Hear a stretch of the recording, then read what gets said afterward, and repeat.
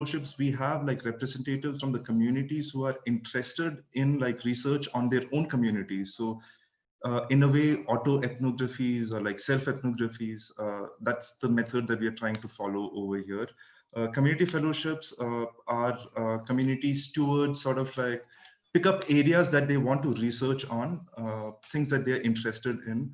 Like one fellow that we have who's from the Thoda community, he's working on setting up biocultural protocols, related to the resources that they have. So he's working on buffaloes, which they have this indigenous breed of buffaloes that they sort of have been living with for many, since time immemorial, since the community has been sort of like established. Other things that we do is also, sort of like try to look at how these communities have been represented in the archives. So whether it be government archives, libraries, uh, or like even like research work which has been published. So our fellows sort of actively look at these representations and try to look at how they can also pitch into how their stories can be retold or re-represented. And we also have a active community foundations work going on. So community foundations would mean community-based organizations, which who are essentially like sort of like uh, based within the community. So like if you take a look at the Irula community, we have a community foundation based completely within the Irula community, who sort of like look at the techniques and traditions and the knowledge that they've had living with this living with the ecosystem for so many centuries now. Like so they're going back and sort of reviving, and also reviving would be a big word to use, but then like, yeah, they are sort of like looking at the techniques that they have lost, and also looking at documenting these techniques so that they can be sort of like, they can look at it again if they need to. And we need, and we have these community media outlets also. So we have community media networks going on. There's something called the Sime Suddhi, which is a community-run newsletter. So community members, they go around different regions and to different tribal hamlets. They collect stories from here. It could be stories related to politics. It could be stories related to their cultural practices. And so, this has been going on for many years now, maybe like, let's say like, with the community media outlets, more than 10 years, more than a decade of stories have been collected. So what we are actively grappling with is how we can represent these stories in these new archiving initiatives, which are completely owned by the communities. And also we want the communities to steward these materials also. So representation, we are essentially looking at it in a new way. So coming back to the crux of the issue, I guess in India, we don't really have, broad frameworks to work with. There are different groups working in different parts of India, documenting and archiving community techniques and practices, but we don't really have, strong frameworks to really work with these ideas and concepts, and also protect the communities who are sharing this knowledge, for the larger good of people who would like to, look at these techniques or like look at these practices. We have a huge problem in terms of like when we represent communities, like for example, an organization such as ours, or like the different organizations that work in different landscapes in India, they collect a lot of information from the communities. They sort of like collect a lot of knowledge from the communities, and also a lot of educational resources and a lot of representational resources are created from this. But in India, I guess we don't have a proper method to protect the knowledge that these communities shared with us. So like, there's a huge problem in terms of whether these materials are copyrightable, what kind of intellectual property mechanisms can be used to protect this information. Communities can be exploited with the knowledge that they have about the genetic resources around them, the biological resources around them. We're sort of like, experimenting with whether Creative Commons, the licensing frameworks within the Creative Commons can be used. But at the end of the day, we do realize that a copyright or copy a Creative Commons sort of a copyleft sort of a framework is just two sides of the same coin. You know, we are scared that communities might not get adequate control over these, you know, over the materials that they're putting out for other communities to sort of take a look at. And is there something that you would like to add? So that's from us. That's our context, basically. And that's also the background to which this kind of a panel has been organized. We sort of jumped straight into conversations around the panel itself because we know we're kind of short of time. I should just allow a little bit time for the tech lead to take us through some of the things we have to keep in mind today. Switch. Yes. Hello everyone, I'm Switcha. I'll be your tech lead today and you'll find me as Milli Network in your chat. So basically I would request all the audience to keep your mics on mute and also your videos off. In case you have any technical queries or if you're encountering any issues, please ping me on chat privately. You'll find me as Milli Network again. Also, may I request the speakers to mute your mics after you're done speaking, but we would request you to keep your videos on. And this is a recorded session and you'll also find us live on YouTube. There's a link mentioned in the chat as well. And we are around. If you're encountering any issues, please reach out. Yeah, I would hand over to Ranjani. Thank you. Thank you, Swetcha. So we're sort of beginning our session. Our session today is going to be longer than usual. Our first speaker for the day is Dr. Madan Meena ji. Dr. Madan Meena ji is a visual artist and researcher, and he's worked extensively with artists and craftspersons from local communities in Rajasthan. He continues to work as a researcher with the women of the Meena tribe and has documented and exhibited their Madana wall paintings. He's also currently representing the Adivasi Academy, and I will ask him to take it on from here. And thank you so much for being a part of this today. Webinar, and thanks to good morning to everyone who are here. As you have described in my small biography about my work, myself being a visual artist, I would like to tell you about my journey and then how I started working with 2-3 archives with the institution with which I have remained associated. I myself has been a visual artist. I'm practicing artist, and while doing my studies in fine arts, I came across that we study Indian arts and Western arts, but we find a big vacuum of community arts. We do not see any of the Adivasi or any of the indigenous art ever being taught in the art circle. So I decided to, why not to take up my own community art as a subject of research. So this has been my subject of research as a PhD dissertation. So I just share your screen just to share a few visuals of this art form.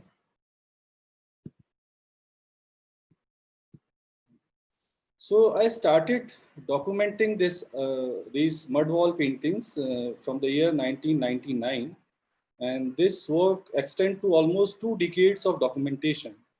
And while documenting these works, I came across that most of these mud houses were being broken down and were being replaced by the concrete houses, which is like happening everywhere across India. And the structure of these new houses coming up are all on urban pattern. They do not fit to the local environment. They do not involve the local indigenous material. So, and even the lifestyle is slowly changing with that. So the requirement for new kind of houses has also come up. So it was sure that this art will definitely vanish off. It will die soon. So what I did, I started, while researching these works, I started getting these works made on paper. And now this works get done on paper was a big challenge, because you have to think a lot about it, because when these paintings are done on houses, they have a context.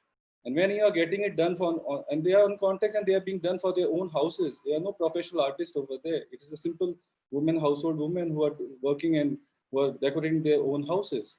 So now when you want to get this work done for other means not for themselves, but for a collection. So I got these works made from the Meena women. I started with my own relatives, so they can have a feeling that, yeah, that she's doing it for me for a relative. So a big collection of these paintings happen, and I just tried to get them made on the same scale. For that reason, I put up the paper on the same walls with what you see in this picture, and they painted using their own indigenous material. So here you can see some of these paintings which I got done, and then this is just a picture from my art gallery, because we have friends from Australia. So I selected this image to just tell about that. This exhibition happened in Brisbane 5-6 years back in a very prestigious gallery called Artisans. So I took this exhibition, traveling exhibition, all across India to just expose this art form to the outside world, because so far we knew the Madhubani paintings or the Wadli paintings and the other Adivasi Gond paintings, but we were unaware of this art form, which I personally researched on my own community from where I began. So this exhibition happened, and this amounts to my own collection now, because these works were never sold. They were just for my personal collection, that one day they might be used to build a community museum basically, and that is what I'm interested into. And then around the same paintings, I started documenting a folk culture. The folk culture, that means the visual culture as well as their performances also. So the paintings amounts to a collection of around 700 to 800 paintings of different sizes, and then there are oral documentations also. While finishing my research on this, I came in contact with Komal Kothari, and Komal Kothari invited me to curate an exhibition of brooms, jhadu.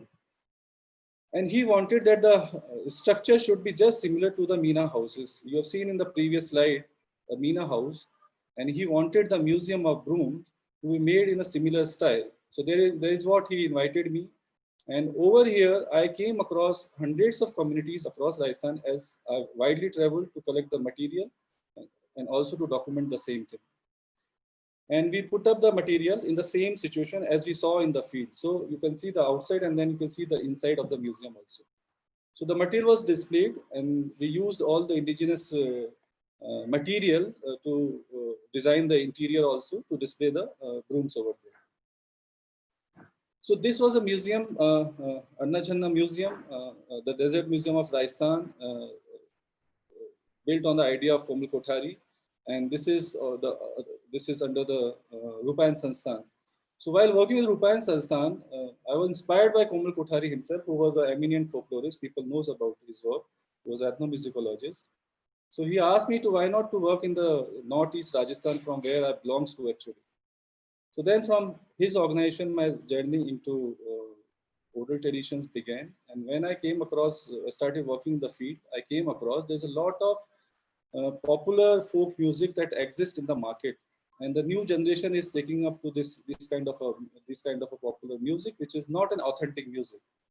So I decided to work on this subject to record the authenticity of all these traditions. So over here in one of the slides you can see. So I took up the subject of Tejgadh ballad, which is sung widely in northeast of Rajasthan, mostly by the non-professional communities who are basically agriculturists. They sing during the whole night jagrans, and during the jagrans I came across that none of the young generation people are interested in it. In this picture also you can see there are people who are mostly about 50 or 60 above age, but none of the kids or the young boys were seen along with them. So I realized that this tradition is also going to die like many other traditions, and it is important to document these traditions, the surviving traditions among the people. So I worked with many of the communities who has preserved such oral traditions in Rajasthan. But the main purpose of doing it was not just archiving or just keeping them in the archives or just documenting them, but at the same time I started disseminating this material. So as soon as the recordings finished, I started this distributing audio DVDs, but later on I switched to this mobile chip cards, because nowadays the boys, everyone has smartphones and they can play music through the memory cards now.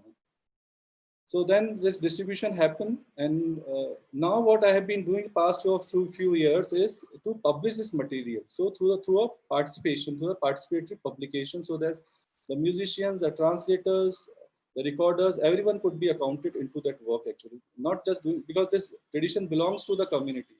So the community has to be it has to be its publisher. Another work, apart from my oral traditions, has been to work on the different craft traditions, which is also a subject of my teaching, as I teach in some of the design institutes.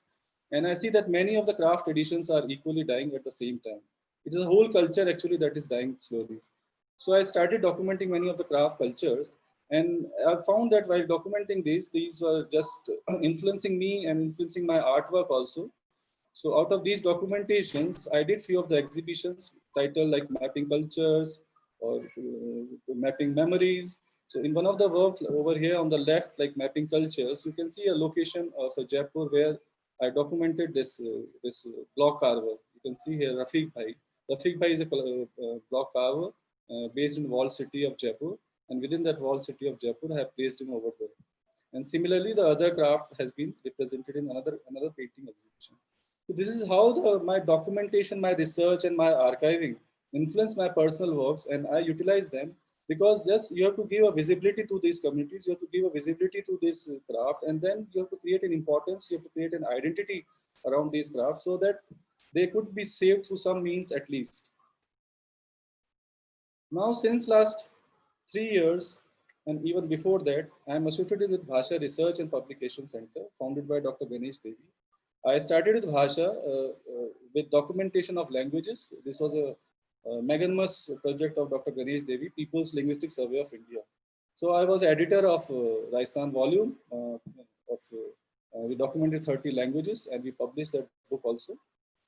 And after that, I became trustee and now I'm a director of Adivasi Academy.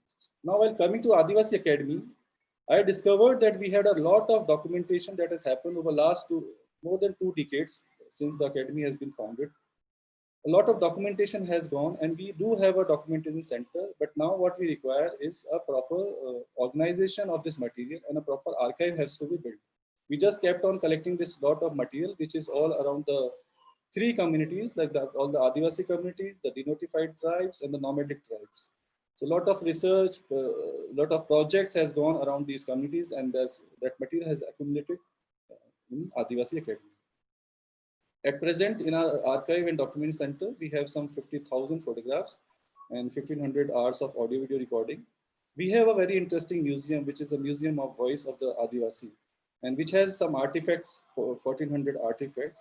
But apart from this, what our museum did was that we did a big project of National Consortium Tribal Arts, in which we digitized a collection of 14 ethnographic museums of 18 tribal research and training institutes, which belongs to the Ministry of Tribal Affairs.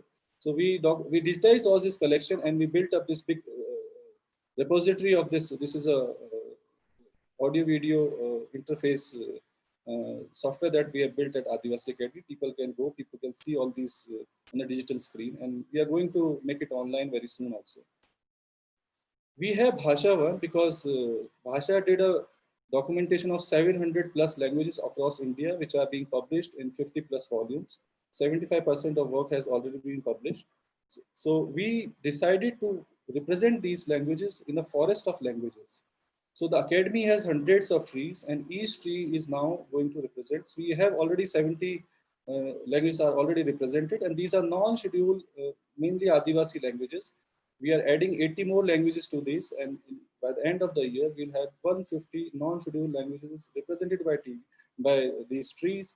And so what we have, interestingly, we have done is that we have utilized this augmentation technology that you can go to a tree, you can just focus your mobile or you focus your tablet, and the language opens up, and within the language, you can listen a small commentary about the language in Hindi, Gujarati, and English. You can then see a sample of that language. You can see some performance of that language. You can see, you can listen to a story in that language. So this is how we are building up our Bhasha One, and this Bhasha One too will also be put online so that people across the world could see this concept of languages being represented by a forest. We have a library. Our library is very important because we get scholars from across the world to study in our library. We have some 40,000 plus books. We have, Bhasha has its own publications. We have ebooks, which we have a separate website for ebooks also. We have books we received from Nehru Memorial Library as they had a duplicate collection. So These books are pre-independence books. Some of them are being digitized now. We have Gandhi literature that also includes the original copies of Young India newspaper that Gandhi published. And then we have documents of eminent linguists like Professor Lachman and Khubchandani, who came and stayed at Adivasi Academy. He donated all his collection. This collection need to be digitized. We have different community ethnographies because we have been always asking communities to write their own ethnographies, as Keystone has been doing this same work also.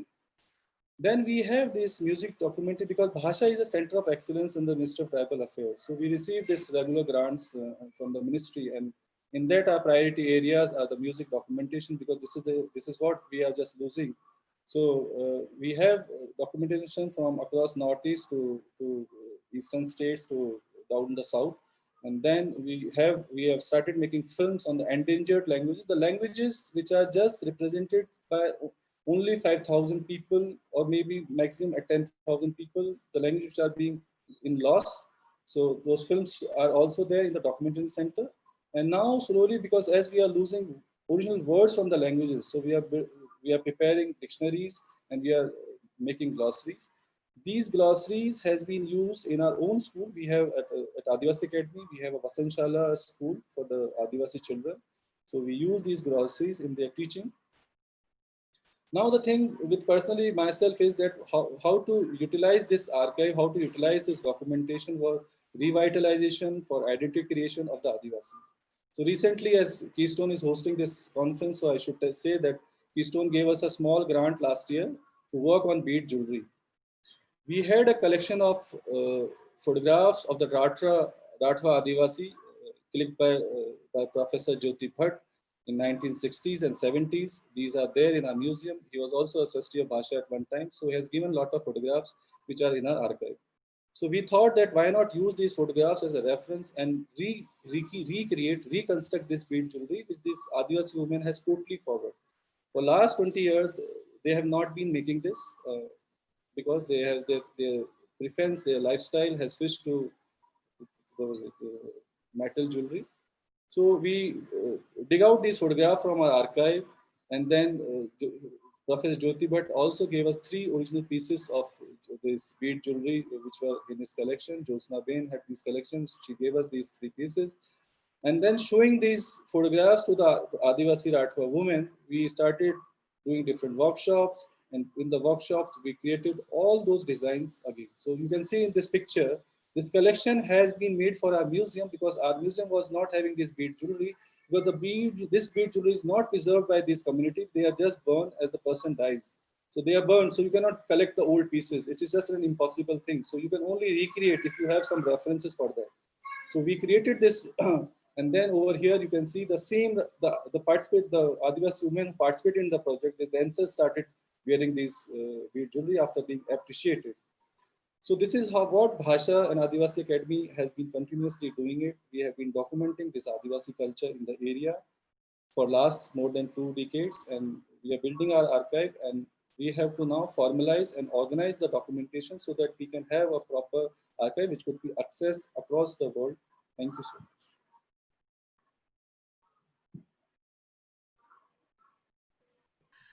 Thank you so much, Madam Meena ji. That was this wonderful work going on. So now from Gujarat, we'll move straight to the Northeast. Take great happiness in introducing to you Rita Banerji. Rita, along with Sumit, are a part of the Green Hub project, which is a youth and community-based video fellowship with a focus on conservation action and social change in particular. I think I should just let Rita do more of the introductions, and so happy to have you, Rita. Thank you. Rita, mute. Yeah. Hello, everybody. And it's fantastic to be on a platform like this and learn from other people also about archiving. So we are an organization based in the Northeast. I'll share a presentation just now, just share my screen to kind of show you where we are. Just 1 minute. Yeah. Can my screen be seen? Yes. Okay. So this is the northeast part of India, and there are 8 states. And we kind of run a fellowship program where we choose 20 fellows every year from across the 8 states of India. And it's a 1-year fellowship. It's a video fellowship where they train to video document as well as tell their stories through editing and making short films. The idea being that through the visual medium, how do you engage with your own natural resources? How do you engage with your surroundings? How do you engage with your forest and rivers? So that is the core idea of our fellowship. And the video documentation at the same time becomes an archive of local narratives, local knowledge, local, biodiversity. So both these complement each other to kind of, the idea is to kind of build a narrative around conservation of our natural resources. So this is where we are placed. We are 5 years old now, and the fellows are spread all across the Northeast. And I'll just share some images of, so this is it. We have 88 fellows now over the last 5 years across the 8 states. It's quite an intense process of selection through a jury, and where they have to look at videos as well as their interviews. And then there's a training process where a lot of resource people come from across India. So everybody you see here is a filmmaker who's a practitioner, and everybody is linked in some ways to social change. So this is the kind of process we follow through the year. And these are some images of our fellows. This is Seetal, for example. She belongs to the Nishi tribe in Arunachal, and she works with she's from that area, and now she's working with an organization called Nature Conservation Foundation. And before coming to Green Up, she hadn't picked up the camera ever, but now she shoots and she edits. So these are some other images from the training itself. They're all from different parts. They belong to the indigenous communities. And if you notice, like this is Khem again. He's again from Arunachal. He's a fantastic tree climber and works with hornbill conservation. So these are just images I wanted to share to show what kind of training is followed.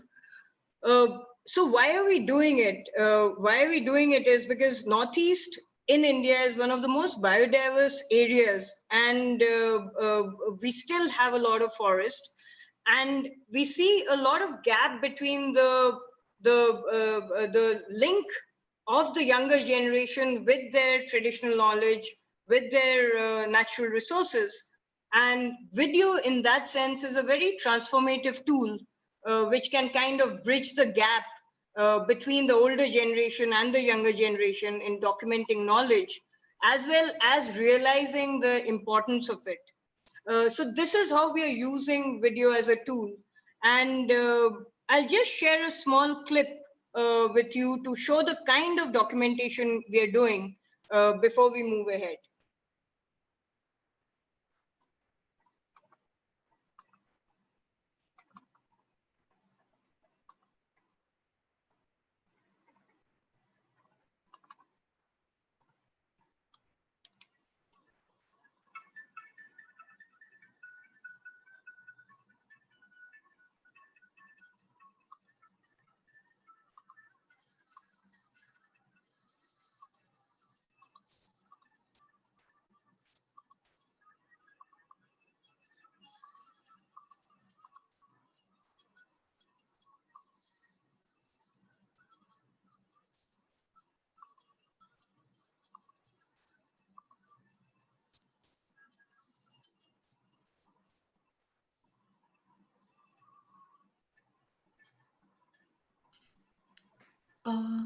Rita, have you started playing the video?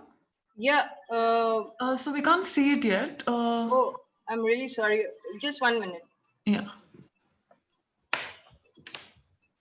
It's playing here. So. Oh, that's the music we can hear. So no, it's, Okay. So. Okay. Let me just try again then. Right? Yeah, if you can just try. Sorry about that.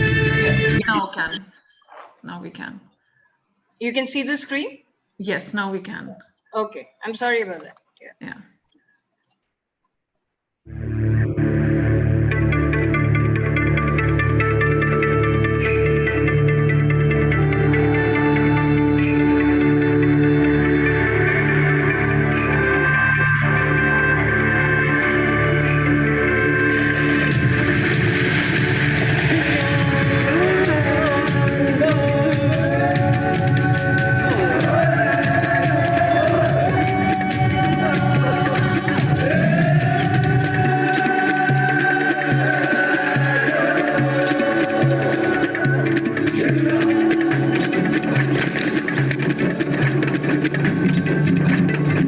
We need you to keep the video. Oh, you're sharing, since you're sharing your screen, yeah. Oh, I'm really sorry. That's okay. We just need you to keep running the video.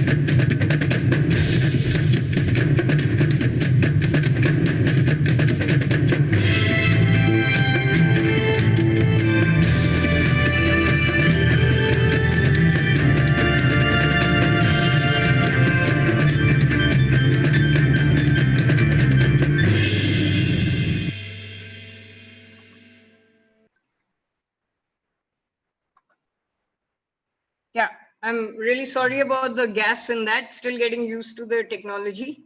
Yeah. So this is what you saw here was a glimpse of what the youth across the Northeast, the fellows, have been documenting.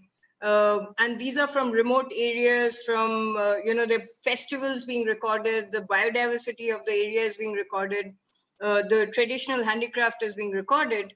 And these get edited into short films, which is then accessible for people, for learning, for sharing, for community screenings, and things like that. So our idea is to kind of now develop it into an archive, which can have multiple outputs, which can be used by researchers, which can be used in educational institutes. Video has that power to be adapted into any form of education, whether it's non-formal education or academic institutes. So that's how we are trying to develop our archive now, where the footage now becomes really useful for multiple things beyond just the documentation. So that is what I would like to share. And over to you, Ranjani. Thank you, Rita. So, as always, amazing work. So excited to see that this archive is coming together.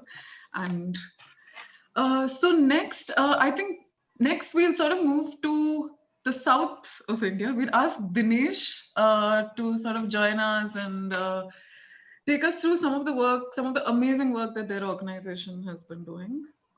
Dinesh? Hi, everybody. So I am going to just give a quick run through about a few things that we are doing. We are a technology group, and we will be experimenting a lot more than uh, what Rita has been doing. Amazing work, Rita. And so our goal is to directly get the indigenous or the rural or the local communities to record themselves, and we are wondering like what's the best way to go about it. And recording could mean audio, it could mean video, but in addition to that, what is the structural network that they need locally and otherwise, and how do they connect to it. So it could be a mesh network when there is not real internet locally. How do they archive it? How do they discover the archives? And these are some of the things that we are looking into. So let me share some screen here. Mm,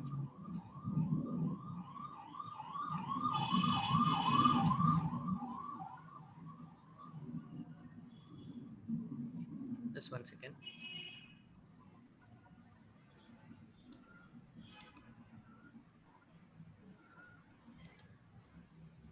So first let me write something in the chat. I'll be mostly following this link that I'm pasting in the chat. So you can also open it. It's called Unbox Janastu. Sorry, wait, wrong link.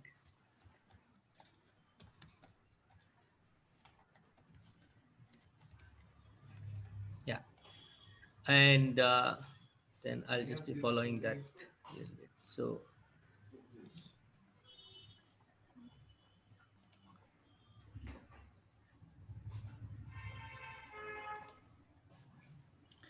Okay, you just yeah, take a minute while Dinesh is adding links. We never introduced him.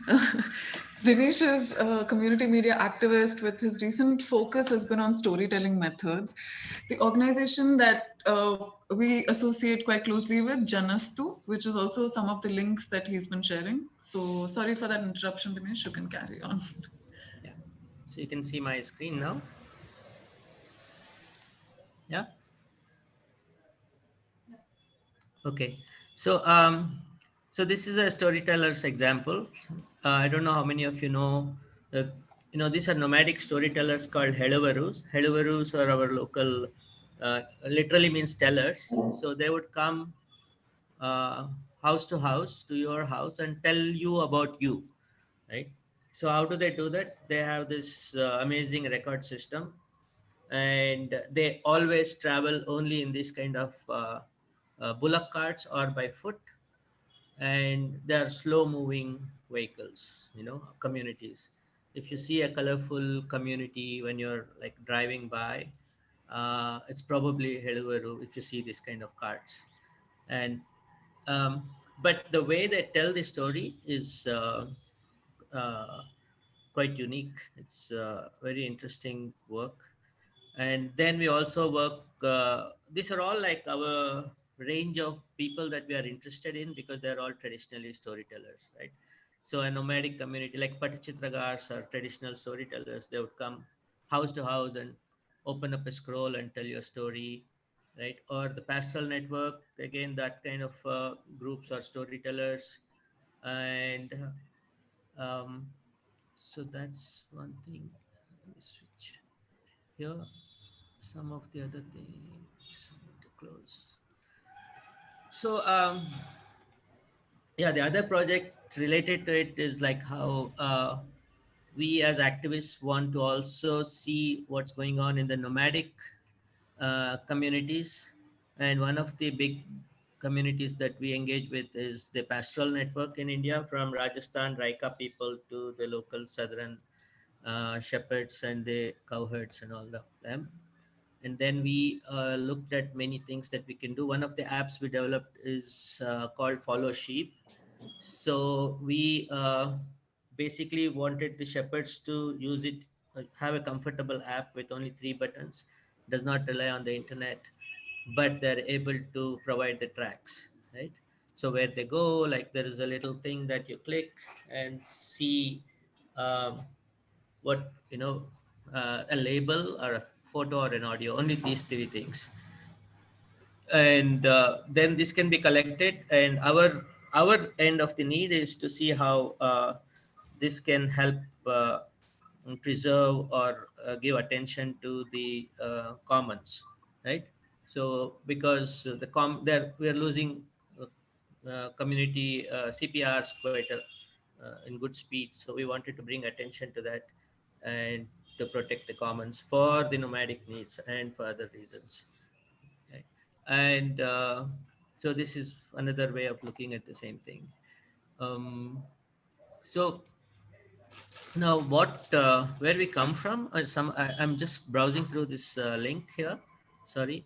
So one is these are like examples. One is the Hellebarus, like how they are their storytellers, like how do we get them recorded, right? So our main approach is to start with an audio recording, like we, like a push button audio recorder instead of a phone, and see how that can be archived locally and how you discover uh, parts of audio and interconnect them, and then how the community can participate in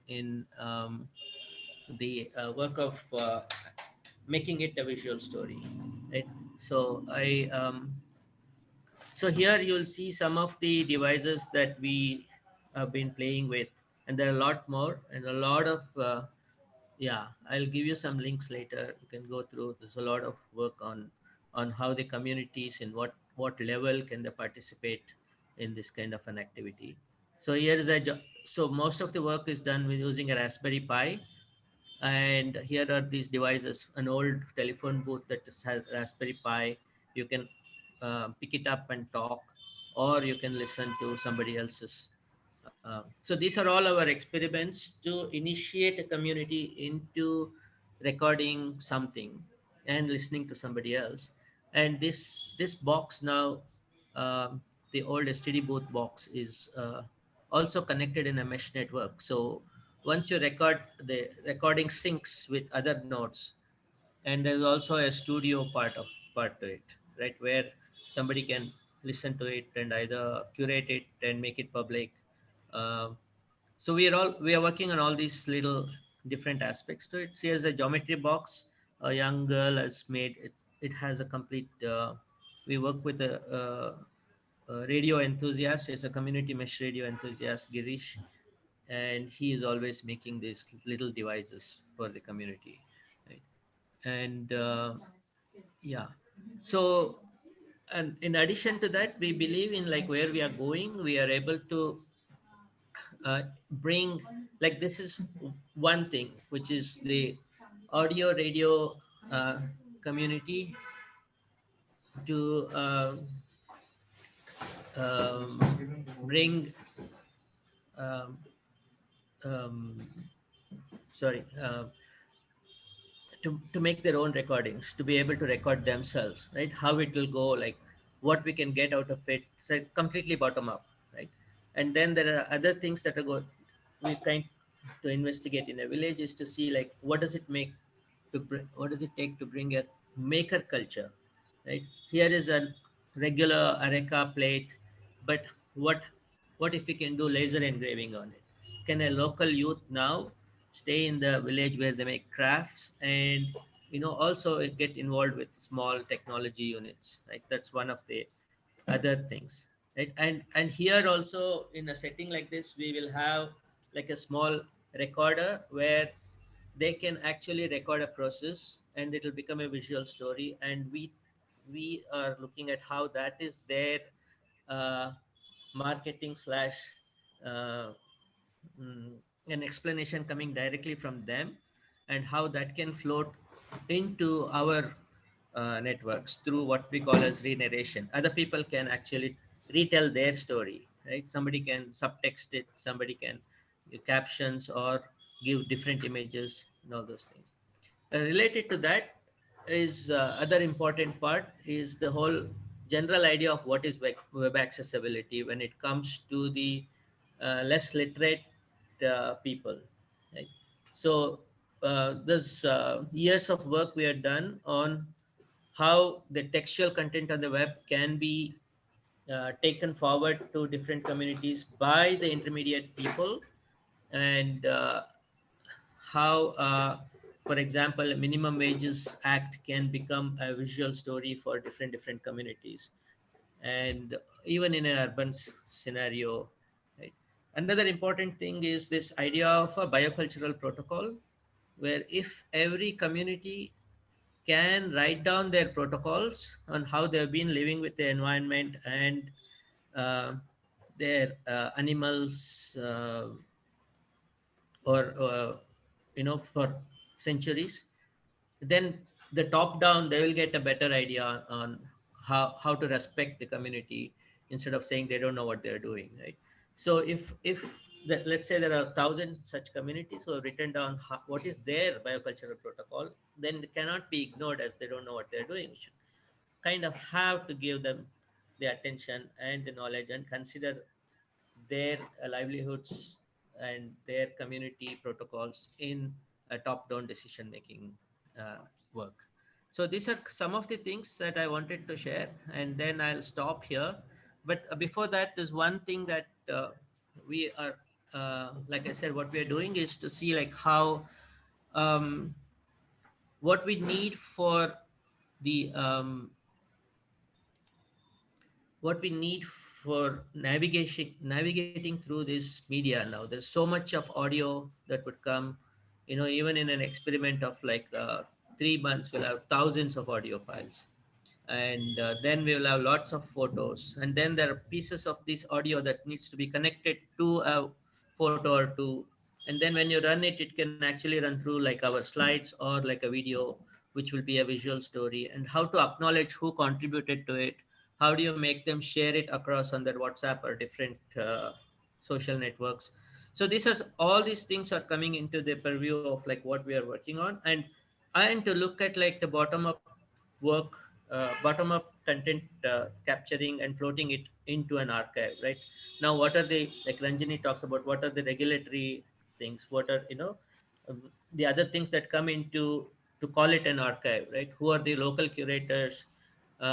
How do we take it further into a distributed, decentralized archive?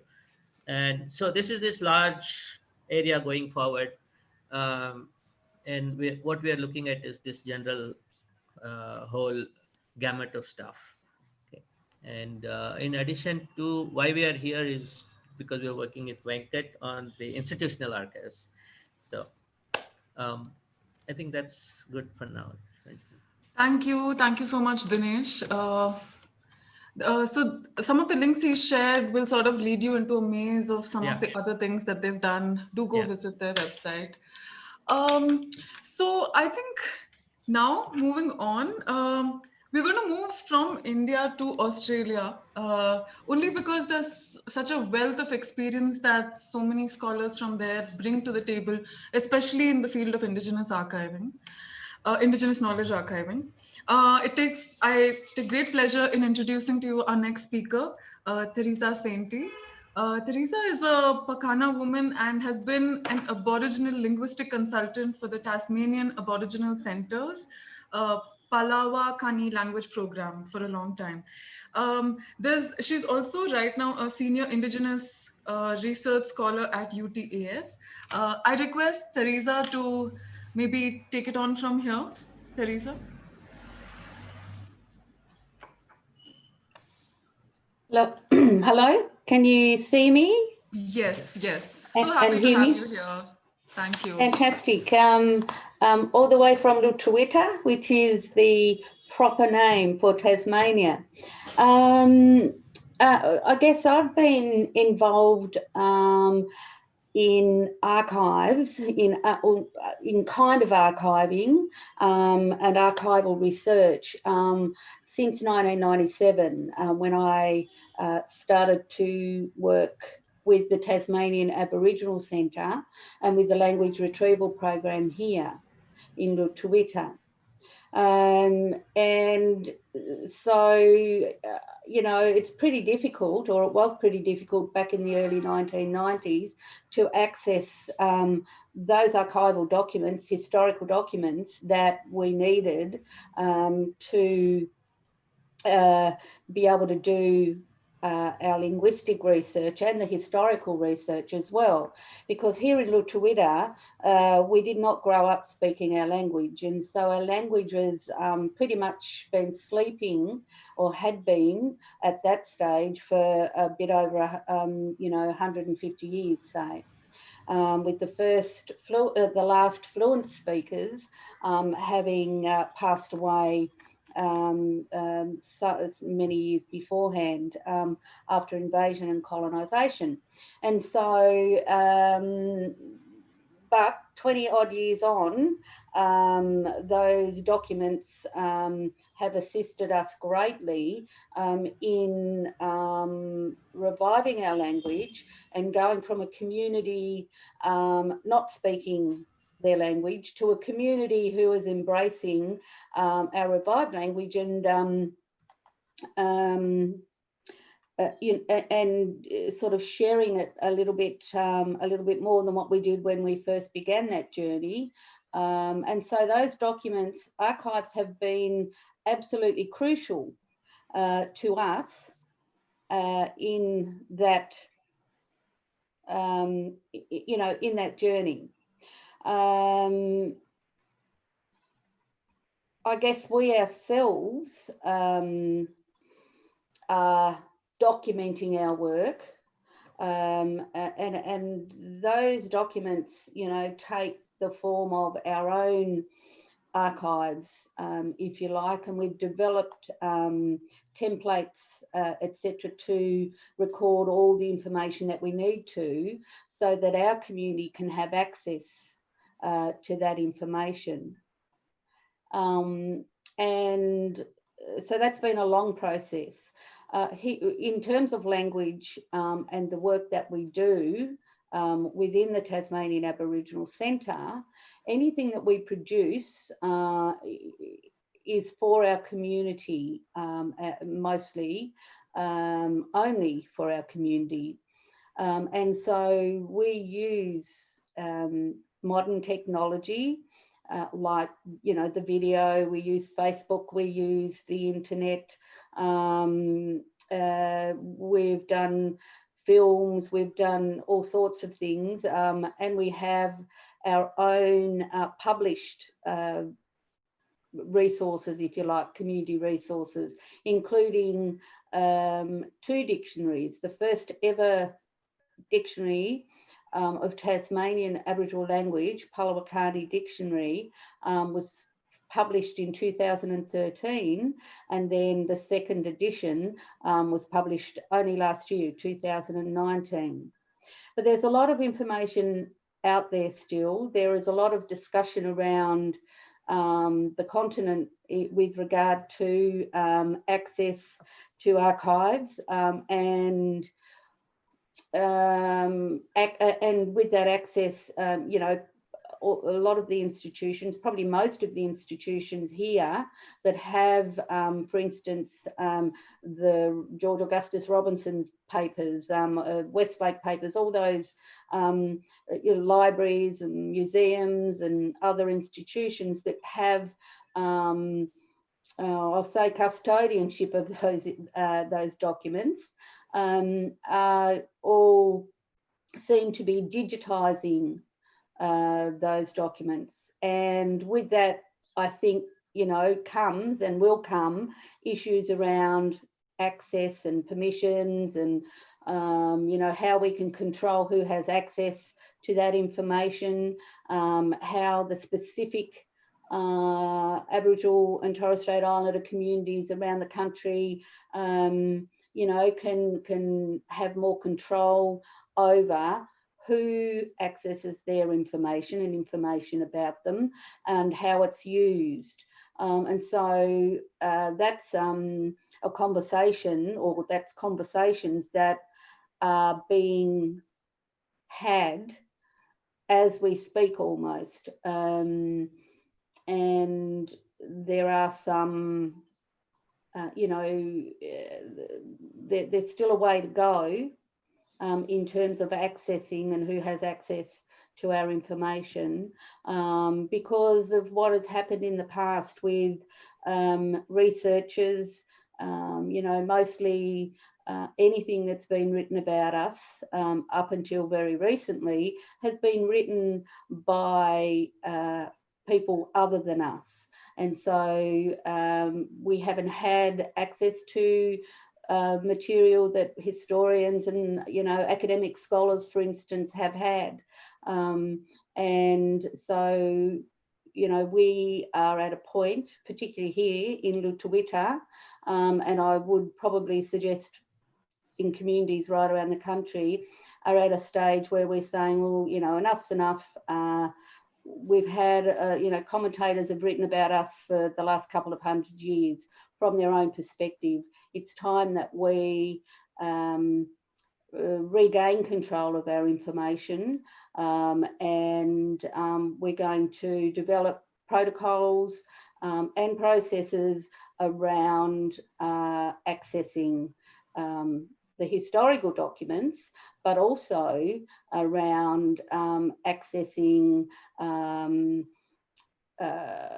publications and materials that are produced even by our own people. You know, what is going to be, what are we okay with being included in those resources? You know, just how much do we want to share? And then, because once, you know, once something's out there in cyberspace, it's out there.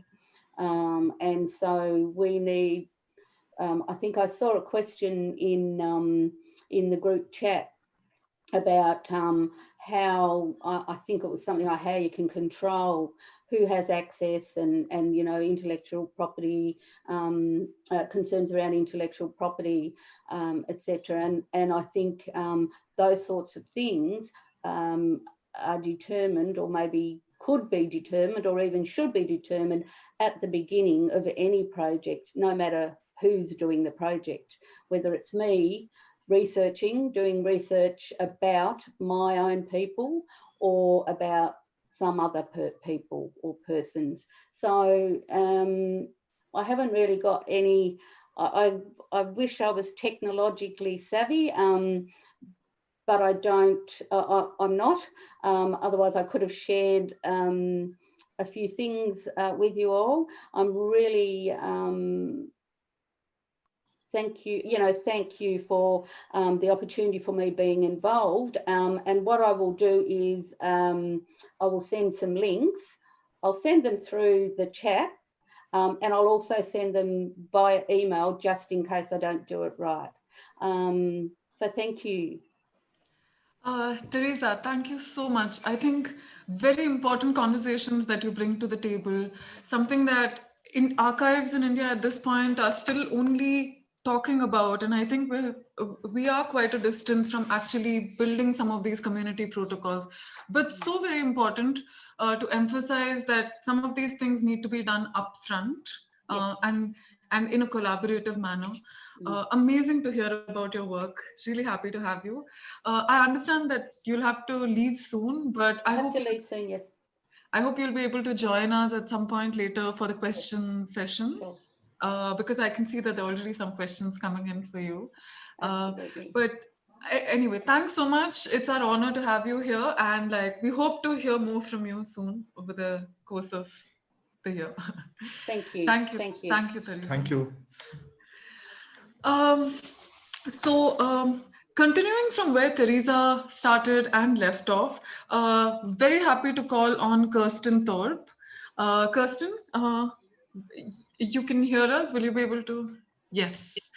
So happy to have you here. And so just a short intro for Kirsten is that Kirsten has led the development to Indigenous self-determination, especially in the library and archive community. Fantastic. So thank you so much for having me here. It was so great to have Theresa talk before, and I guess I want to acknowledge her and Heather, and also acknowledge the land that we're on, and in Sydney here, the land of the Gadigal people, and acknowledge the boundaries between here and Dharawal and Darug people. What I thought I'd do today is give you a kind of rundown on some of the things that I'm thinking about. As I said, Theresa really set the scene in terms of where we're at in Australia. And I guess a lot of it is responding to the colonial archive, and a lot of my perspectives are about coming from within the archive and working in the archival profession. So what I thought I'd do is introduce a little bit about my doctoral studies and I guess give some insight into my standpoint. And I thought I'd point out a couple of things that are happening internationally around the Tanzania declaration with the ICA that's just been released, and talk about some of the protocols that are being developed within the archive sector here. And then finish up by sharing a little bit about our work in New South Wales with the Mukurtu project, and also acknowledging that we're a partner to that work that's led through Washington State University by Kimberly Kirsten. And my cat's just visiting too, if you can hear an animal in the background.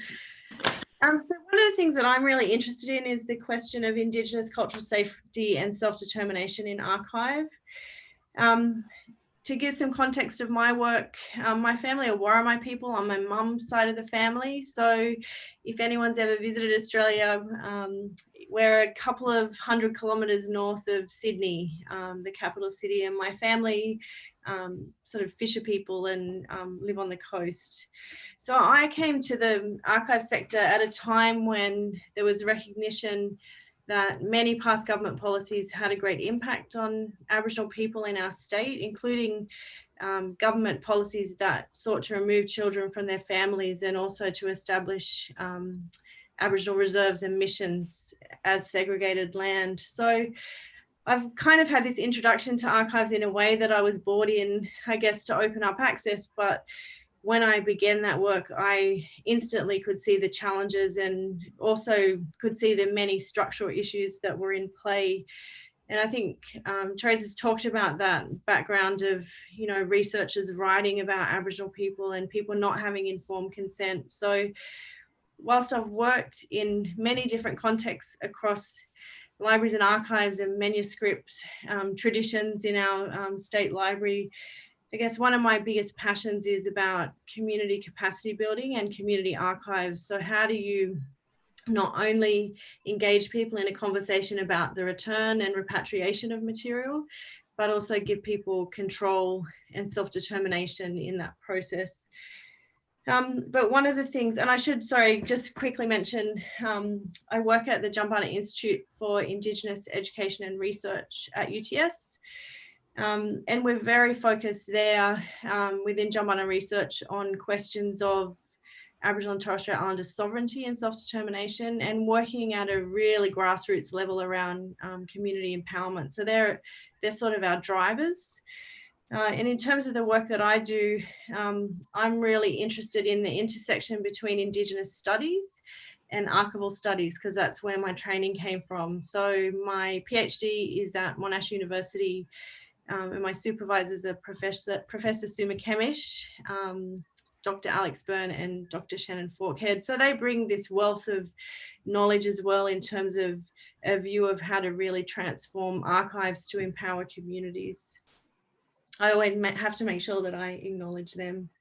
So some of the things that I'm thinking about after 20 years in the sector is how much we're failing to really equip community archives. And it was so great to see the presentations earlier of the work that you're doing in India, the documentation. I think in Australia, we have so many sort of moments where this is happening, but what we see is a failure of our major collecting institutions, our libraries and archives, to really support that work. So in my view, it becomes very unsustainable work, and it's often on the back of organizations' hard work and commitment that it's done rather than being appropriately resourced.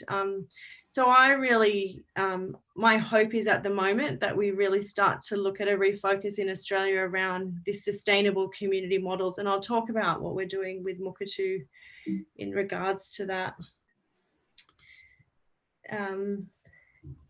So I think, you know, in an Australian context, we have to look at our archival tradition as being one that our archives in a mainstream context are really about a space of violence and erasure.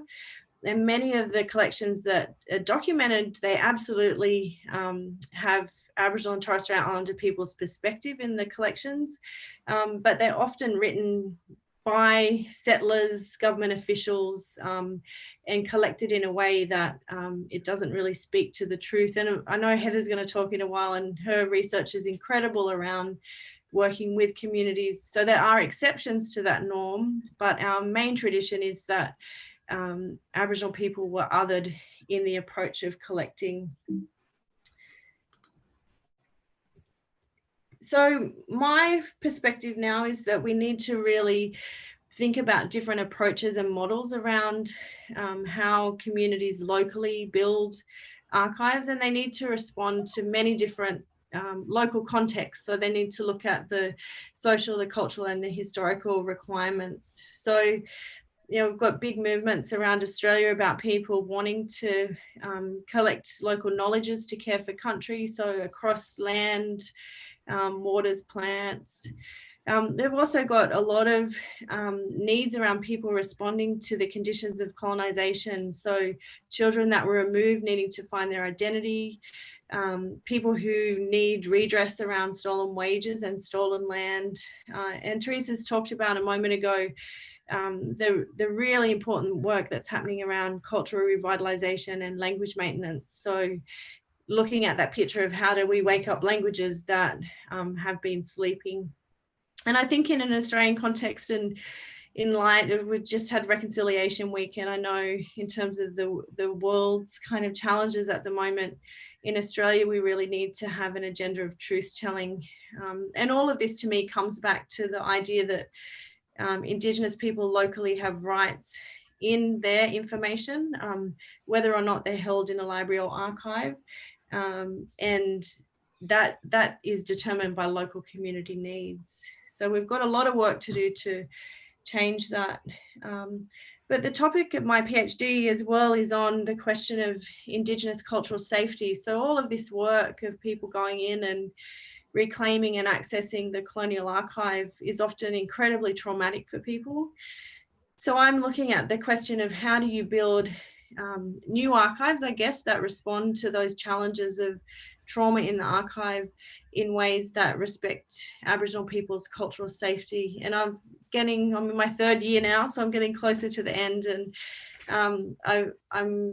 I feel really privileged of the data that I've collected and the stories that I have from people about, I guess, what their hopes and aspirations are around a different kind of way to do archives.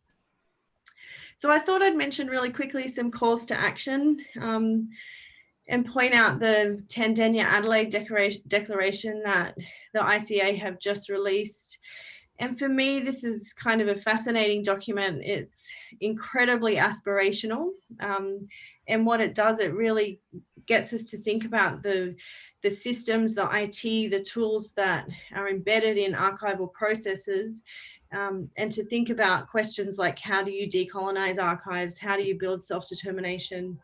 I'm on the group that worked on this, and I think it's going to take years to implement, but it's incredible to have a statement that looks at archives beyond bureaucratic records and starts to think about things like spirituality as well, and building in Indigenous worldviews into processes.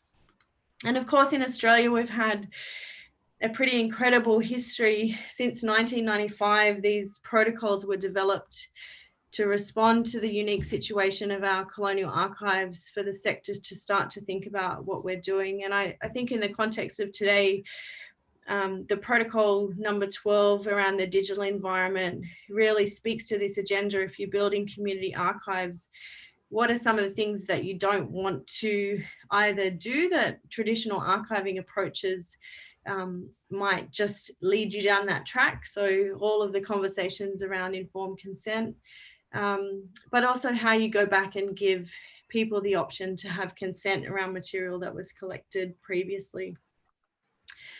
So I just wanted to talk about a couple of things that we're doing at UTS around building change in this area. What we're trying to do is really challenge those traditional ways that the concept of archives are built on. And for me, one of the things that is so critical is that material isn't removed from the place it was created, that it remains, whether digitally or physically, in the place that it's significant or people have connection to. I think it's important to always acknowledge that historical and the contemporary context of where archives need to be placed. And we're looking at this kind of slow journey of how we support people to do redress or to do work in whatever way they see is necessary. And we draw a lot on the idea of living archives as a way that we can think about that. So not to always think about the stuff and the things that are collected, but sometimes for us, even talking about history and having people engaged in talking about old photographs or processes, that's maintenance of an archive. That's a way of keeping information alive and connected. And what I mentioned before, that sort of importance around restoring rights to communities, is something that we're thinking about.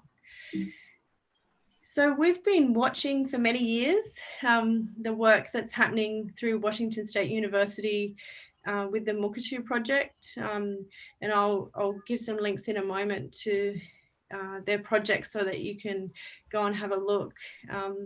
But we've been really excited to establish the New South Wales Australian Mukatu Hub, because for us, working with communities around community archives isn't just about the technology. I mean, technology is a fantastic enabler, but what we want to do is build a community of practice so that people share information, share their failings, or they can model if they've, Theresa was talking about the collections that are held in the major institutions, if there are models or approaches that worked for people to replicate in other settings. So we've got some really fantastic resources that we're starting to build online there. And this is the main site for Mukatu that is again based at Washington State University. It's a free mobile and open source platform. So it really centers grassroots knowledge management at the core.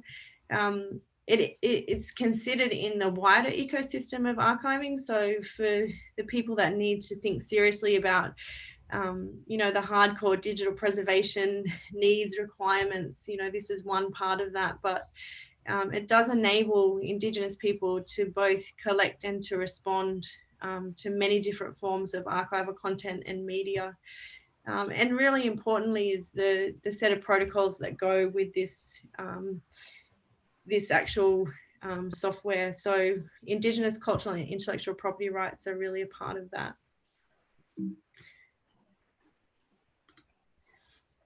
The project that is associated with Mukatu is another one called Local Context. So I'd really encourage you to go and have a look. It's led by Kirsten and Jane Anderson, and I really like their philosophy around slow archives. So relationships are integral to the process of collecting. So what the suite of traditional knowledge labels and licenses really start to do is to stop the focus on just having the stuff, but thinking about the rights management, thinking about gendered protocols, thinking about attribution and use. So thinking beyond the paradigm of just open and closed, but having information flow in ways that it needs to between particular groups of people at different times, but it isn't that strict model of, if you're going to digitize a collection or have it available, that it's straight away open to all of the world, but it is for community access. So yeah, again, really encourage you to look at that site. With our work, again, with a community of practice, we're thinking a lot about the dialogue that we need to have with communities. But core for me, after being through archival training and thinking about all of the work that goes into long-term preservation, is capacity building for communities. So I sort of have, aspirations for there to be a whole new workforce of community members who can have employment and really meaningful work out of this. So that's a bit of a diagram there of the hubs and spokes model that we're working on. And I think I just sort of share a couple of pictures of you know, how fantastic it is to have elders get that information out and be seeing things on country that they want to connect with. Here's a really quick example of a site that's been done by the State Library of New South Wales around using Mukurtu. So you can see there's all the structures of the standards that need to be put in place from a traditional library and archive. But then there's the ability for people to respond to those records. So really using digital tools in a way that can enable a response or enable a critique if people want to as well to that material. I thought I'd share this. There's a bit of a interview online with myself and the Mitchell librarian at the State Library talking about this as well, if you wanted to follow up with that link. So sort of summing up, and I know this was a high level approach, and I guess some of my passions are, as I said, of working in those major collecting institutions that have a lot of privilege, is thinking about how we don't repeat colonial practices that end up damaging communities, and how we really turn this focus around to support community archives, and thinking about that question of also some of those colonial archives hold really traumatic material. So I want to see a future of, you know, community self-determined archives and culturally safe archives. I think that the Mukurtu system shows us a potential around a system that can enable Indigenous ways of knowing, being and doing. And if we think about the slowing down, that can be really important to working with communities around capacity building so that they become a part of the process of archiving. And for me, everything is really about how we archive in a way that we also build trusted and respectful relationships.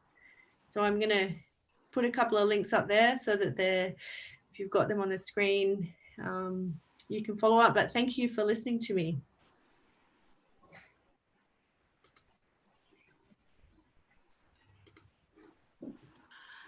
Kirsten, thank you so much for taking us through that, a very emotional journey of what it could be to really be working with communities and building these archives and co-creating knowledge resources, and definitely doing it differently from the colonizers. Thanks so much for this. I see a few raised hands. I was hoping that you'll be able to be with us for a while longer till the questions might come up.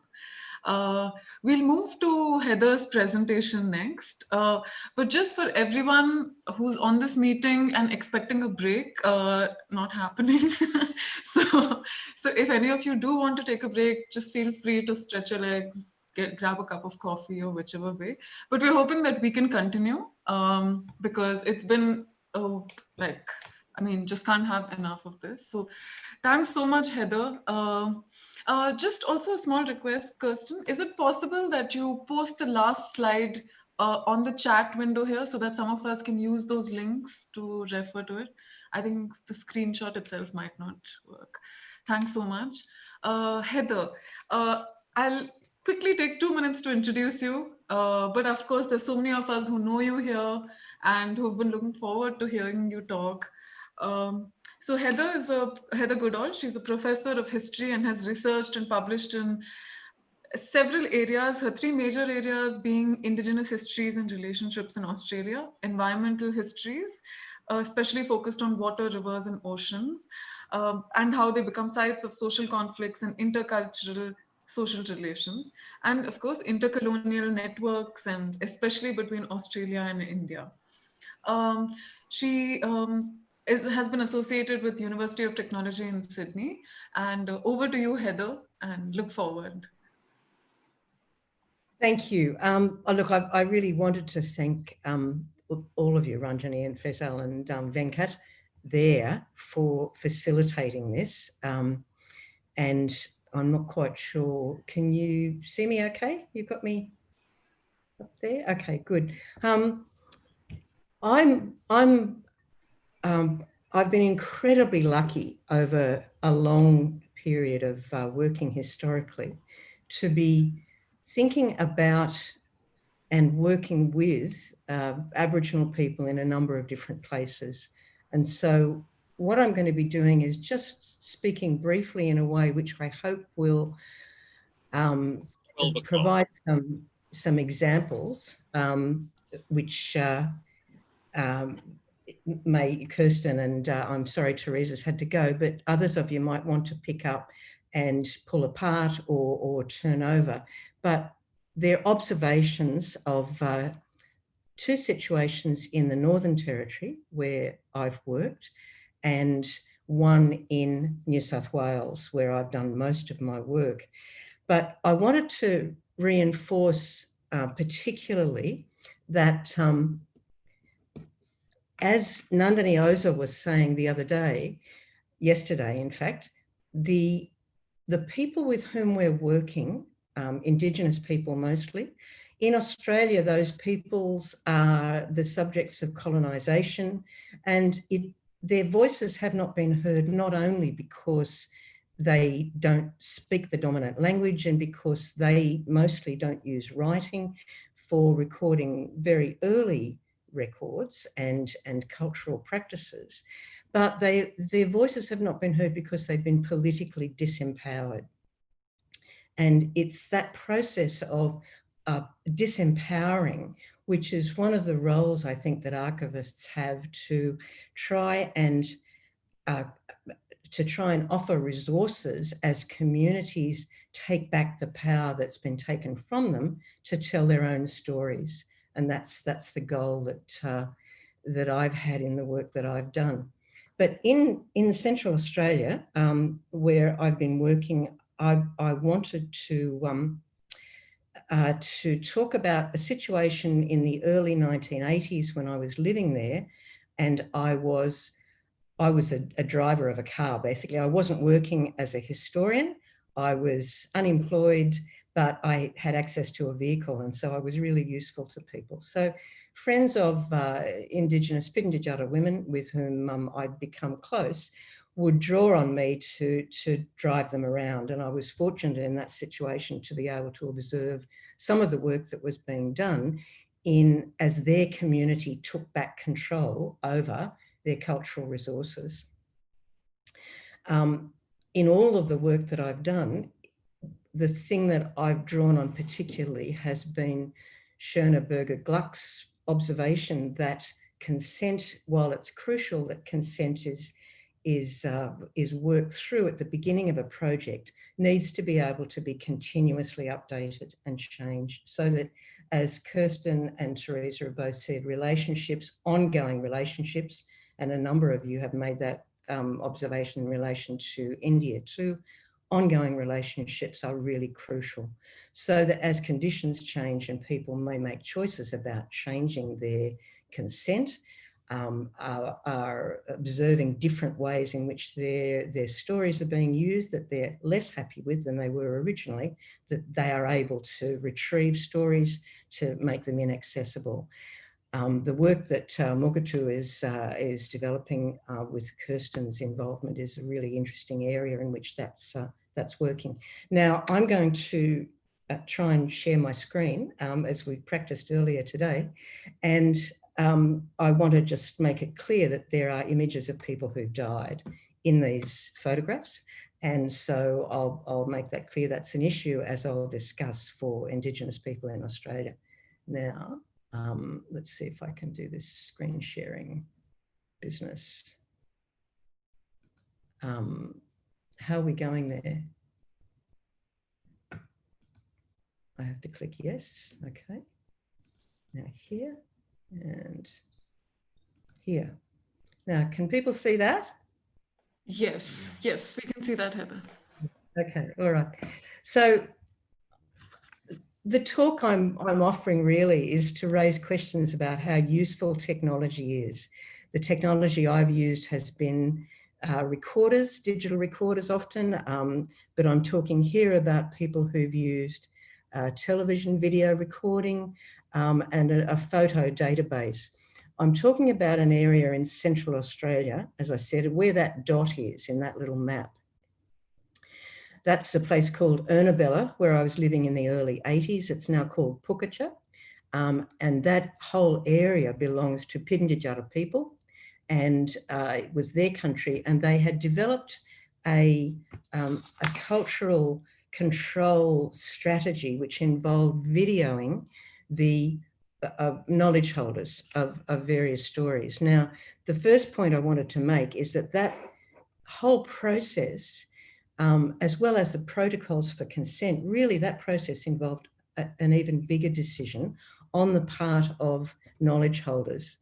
And these are people in Pitjantjatjara area where I was living, and friends of mine who had me driving, and I'd driven them out. They were telling the stories for ceremony songs which travel across country.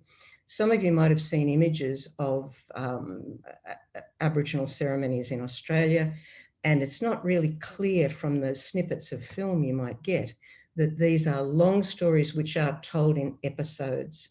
And ceremonies will take place at one location, but in a series of episodes.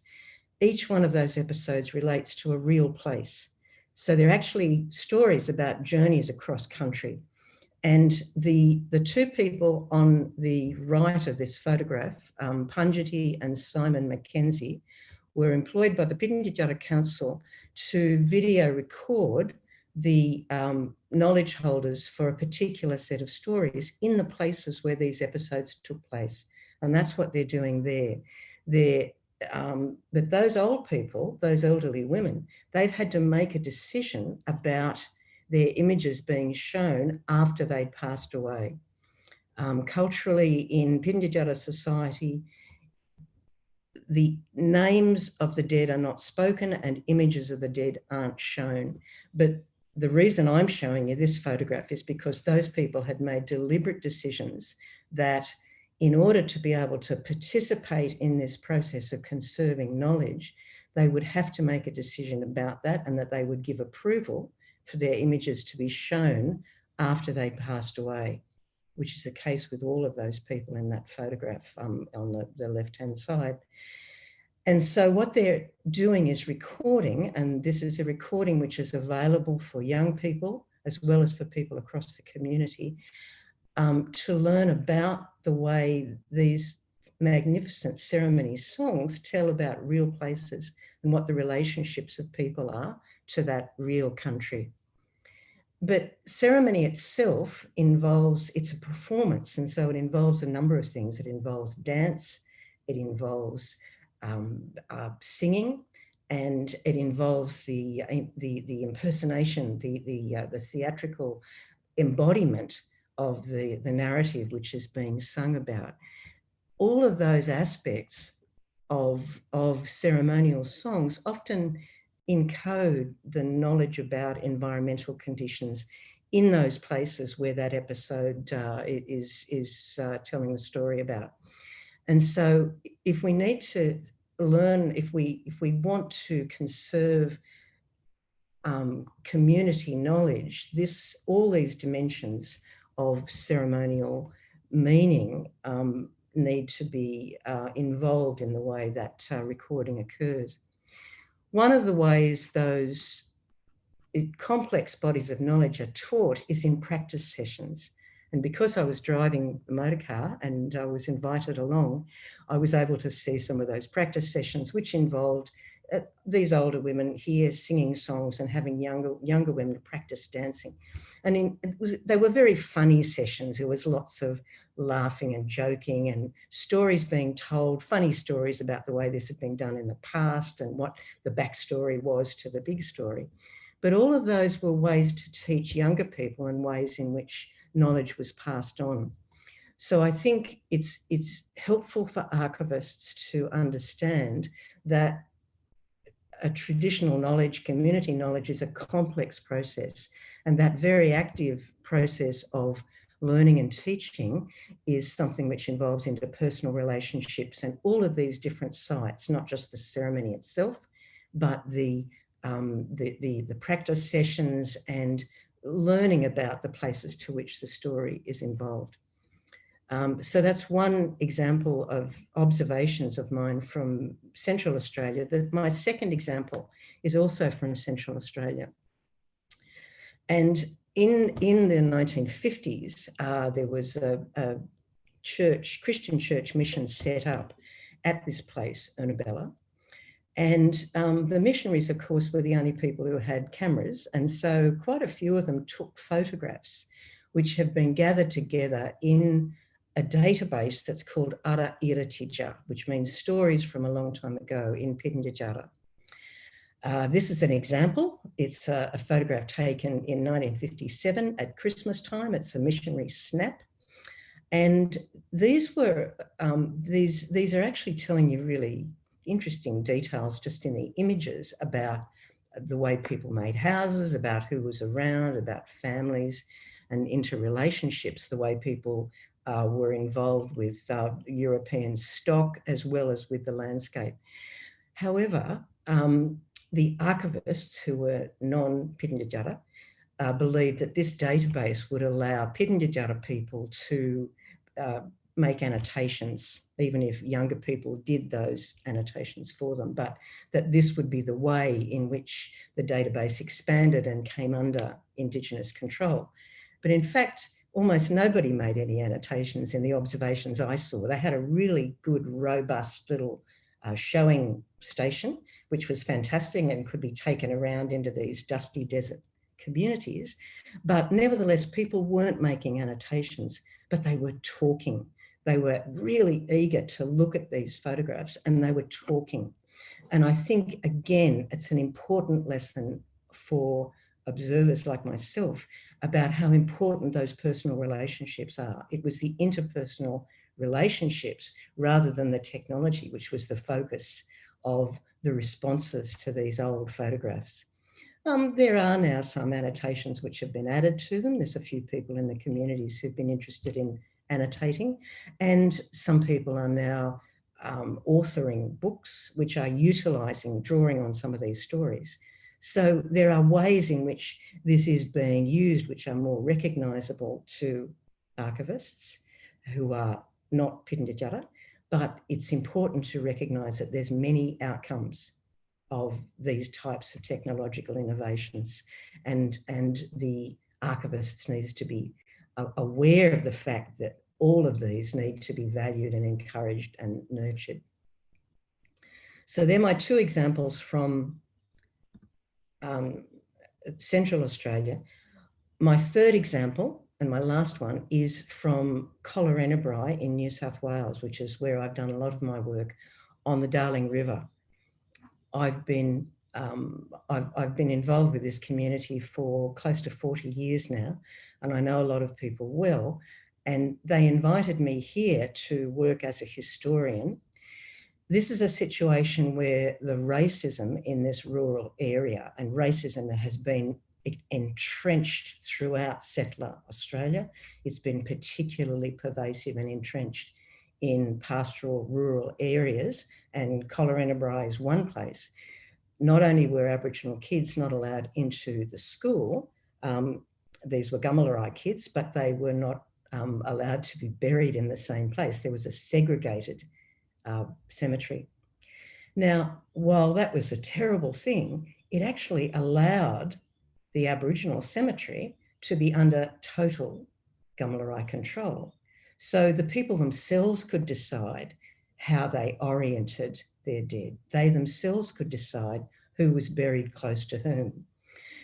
People continue to do this. You can see that little old photograph on the screen is a 1917 photograph. People had been using this ceremony, this cemetery for a long time and had been doing the same things with it. And what you could see if you were looking closer, and you can see in the contemporary photographs, is that each grave is decorated with ornaments, sometimes children's ornaments, sometimes vases, flowers put in there and refreshed. There are maybe little keepsakes which were important to the person who's passed away. And the wooden rails around the site of the burial are repainted, and there's often a name plaque of some sort. This has been going on now for 150 years, really, certainly over 100 years. And what I did as a historian was work with a recorder. And as I say, I was working with people I knew and they invited me to do it. But we did lots of talking around about what the outcome would be and how people wanted to be able to use it and control it. And I'd go back and show people what I'd done, and we'd work through it further. And the outcomes were from talking to people and a few old documents, the old undertaker there, who was not Gumlarai, but who'd kept a few records, gave us a base map, and we developed that map from the oral histories and the people talking about who was buried where. So we were able to produce a map, 2001, you can see there, with the names of all the people in the graves, and a database on FileMaker. And there's a few photographs. There's a few photographs within the database, but basically each file, each record is a record of a grave and the person who's buried there, and a bit of a story about them, where that's been possible to gather from the oral histories.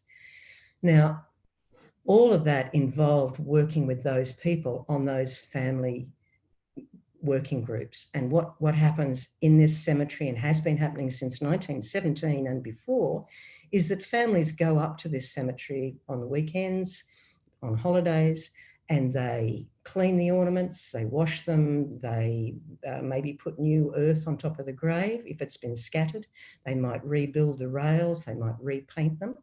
They will just fix up the decorations, they might add a new one.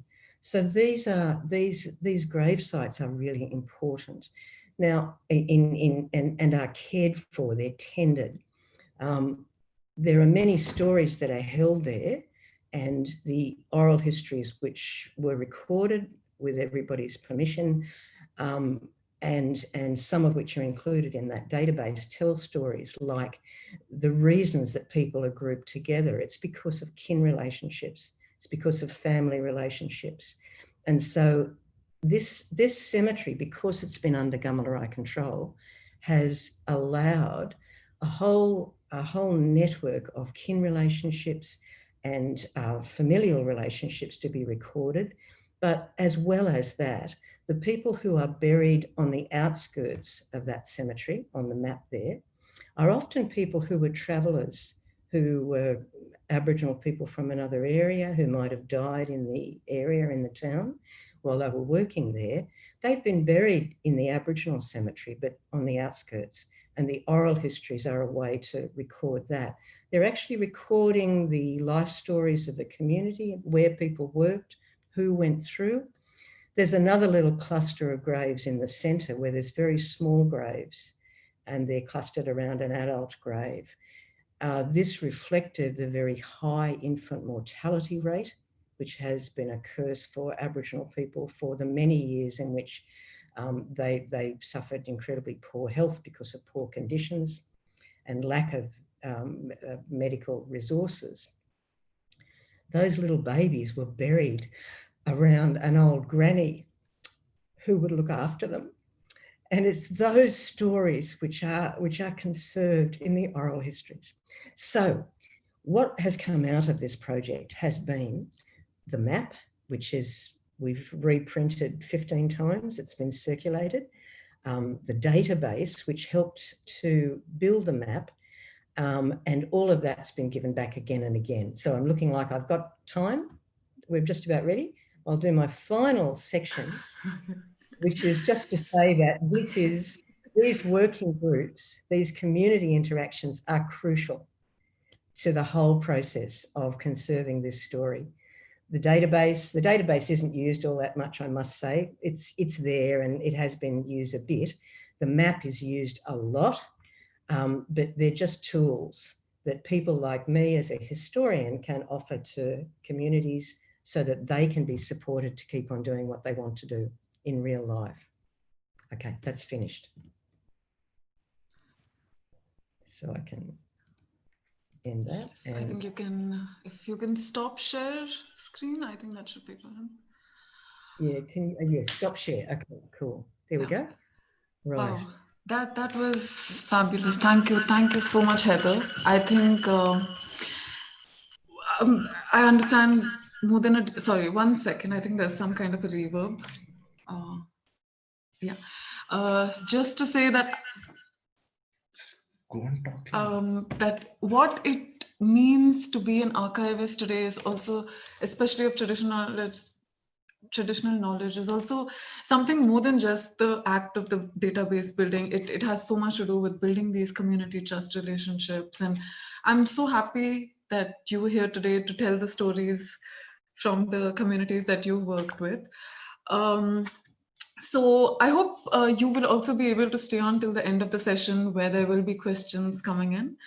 And meanwhile, we sort of we can move back to the Indian context for the next few presentations, only to sort of reroute ourselves and sort of also see what we can take from the Australian context. I'd like to introduce Surajit and Pallav next. Surajit Sarkar, who's sort of currently is the coordinator and associate professor at the Center for Community Knowledge, Ambedkar University. Surajit and the late Lotika Vardarajan, who've been instrumental in setting up a whole center for dealing with community knowledge and bringing that into the academic mainstream. We've had the good honor to also be associated with the center in the past.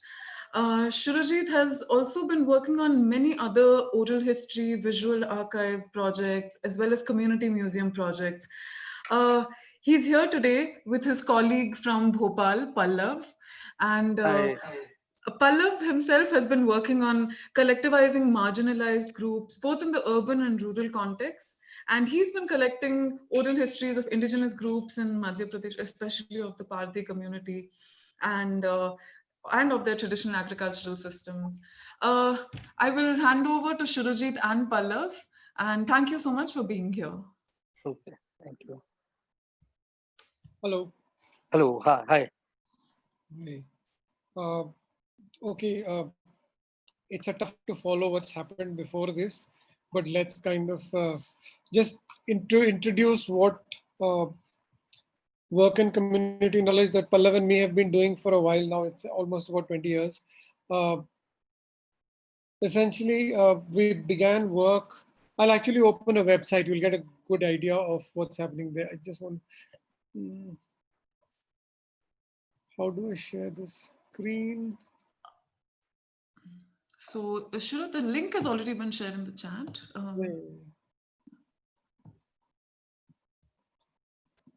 Okay, if the link's out there, all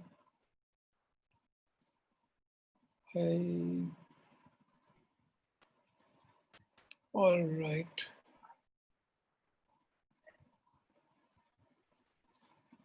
Can you,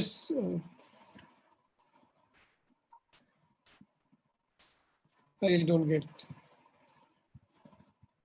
All right, the Center for Community Knowledge is at Ambedkar University, Delhi, but the work that I'm going to talk about now is actually work in Central India, which Pallav and me have been doing earlier and have continued doing so.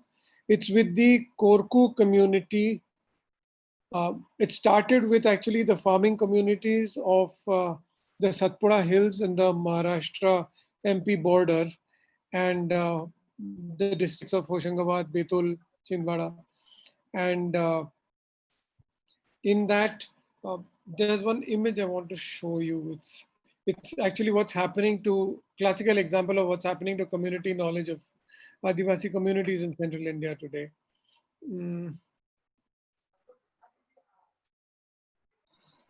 Okay, can you see these three images? We can see one of the image. So, okay, yes. I think the others will follow as you move next. All right. So this is actually, if you can see, it says Mavasi Korku Pavitra Shraddha Sthal. This is in Pachmadi, and it's the location of like the memorial wooden plaques that the Korkus leave. It so happens that this mango grove, which is the site of this memorial, is right opposite one of the most active hotels in Pachmadi, run by Madhya Pradesh Tourism. Now, these are photographs that were taken about 2016. And what I can say right now is between 2016 and 2020, the fencing has actually become a little more, it's kind of got highlighted. So essentially you now have a lot more fencing and you have some greenery. So you actually can't see what's happening in there, and you have to enter through a gate which is never open, right? I'm just moving to, can I, okay. I've come back, I mean, I just want to show what,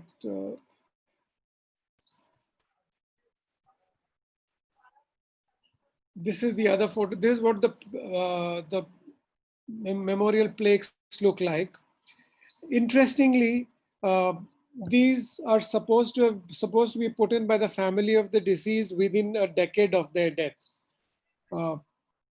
And if you do, apparently, if you don't, the belief is if you don't do this, then the soul जिसको कहते हैं भटकता रहता है, वो घूमता रहता है, और it'll never be at peace. Be that as it may, now access to this place is getting more and more cut off. When I mean, this is a very much publicly visible place, but there are about 4 other sites in the hills around Pachmadi, and access to all of them have been actually cut off now. Since 2018, access to every other memorial site is not possible because of the clearance of the forest. Monu, if you will just kind of come in at this point and talk about the displacement of people from the forest and access to their kind of heritage sites. Hello, Monu. Hello. Oh, I think Pallav's connection went off, if Okay. I'm not wrong, because he's no more on the... Okay, fair enough. He said his connection is going up and down. But anyway, to come back to what I was saying, since one of the things that's happening in Central Indian hills is like access to heritage sites of Adivasi communities are being cut off. It's something that we've seen, as Nandini Oza, who's there in the audience, I can see, is around where the dam sites are, access is cut off for various reasons. Here, where kind of national parks come up, while tourists are basically getting hikes and tours and day tours and all into those hills, the people who live there have been kind of forced out. And one of the sites of our work is actually a location where 3 forest villages have been moved to one site outside the forest boundary, and they've been given a kind of cash, it's like in exchange of your home, we give you some cash. But the problem is with the exchange of home in lieu of cash is a story that we've seen from Jharkhand and the coal mines and iron and steel mines to here. People use it up to buy motorcycles and stuff. And in fact, one of the classical sites in these relocated villages is that you have people with motorcycles outside the houses, but no fuel to drive them with, and no access to fuel because they're held to be unskilled and at the bottom of the heap. But being Adivasi, they are also there is a strength, it's a sense of pride that this is our land, so we don't want to do all kinds of work. So essentially, a couple of aspects of I think Monu is trying to recollect, Pallav is trying to reconnect, his line went off. So I think we'll just, one sec.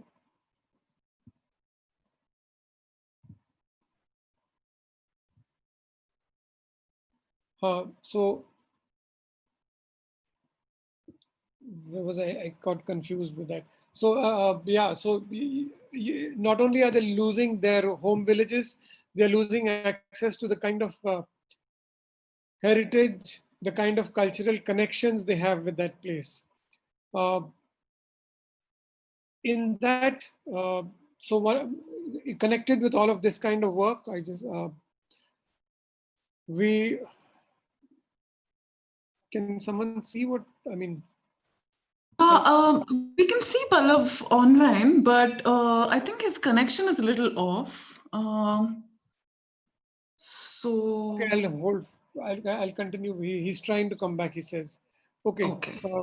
So when Pallav and me started work, this was about 2003, 2004, where what we wanted to know was the kind of food security forest villages had and how did they take care of it. So we're looking at food grains grown in these villages. Specifically trying to look at the rice varieties that were grown there. When we did this, while we find many interesting stories about the rice varieties which have disappeared from the radar of the agricultural scientists still being used in these villages, one other matter came up. It was a kind of innovation that forest villagers had in order to get water access to their hillside villages without creating paddy fields. Now, this was something completely, we knew that things like this happened, but had no idea how it was done. To discover an entire ecosystem of bamboo pipelines across kilometers of land in order to get water from a water source to the field in question. These were like kind of really amazing amazing insights into the way people were using the local resources, local people using local resources. One of the other things when we were talking about that, we also started collecting folk tales, stories that were told to each other, which had a very specific cultural reference. And some of you may have, if you go to our, I'm just kind of just sending this link to everybody.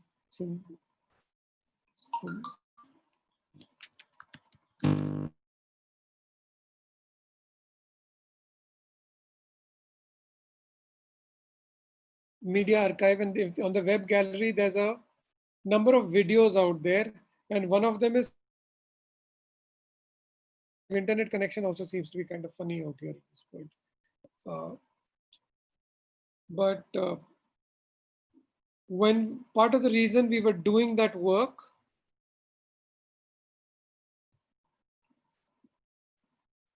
okay, I just need to. I think I see Pallav online now.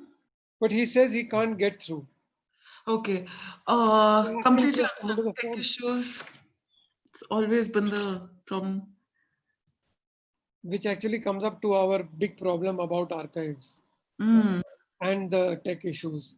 At one point, I was working with the NFSC in 2007, and one of the stories we heard from there was community archives which were fine on a PC in a room in a village, but the moment it went online, the lack of access to electricity made those archives completely unviable as a kind of user base. That on one side, and now increasingly one is finding that a lot of uncomfortable data just disappears. I mean, we've seen it on social media quite often, but now we're noticing that I don't know how they track down. There are people who would be able to help in that. People track down the servers you're hosting your data on, and suddenly one day you find that the data isn't there anymore. This is something that has happened with Adivasi groups in Central India who were doing these community archives.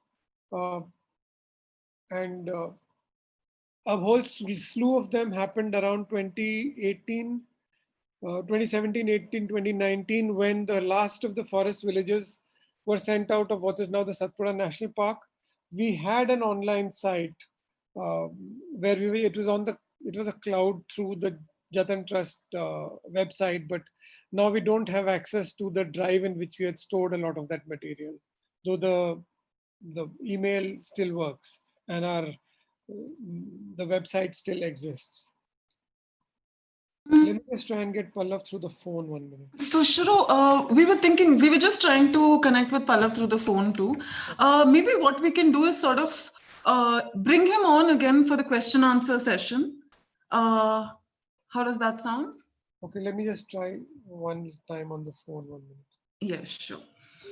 Because some of this stuff he knew, he's been the one who's been handling it. Sure. I think we've sort Can you of. come on the? Okay, he's there on the speakerphone. So can we do it that way? Yes, definitely. Okay, so Monu, will you just tell us about what I've told them about how we started work in collecting the stories of the rice stories and all jo Dhada Pada Vagara ka, and then the first Karwan that we did, what we collected and how it was distributed. Can you just tell them about that?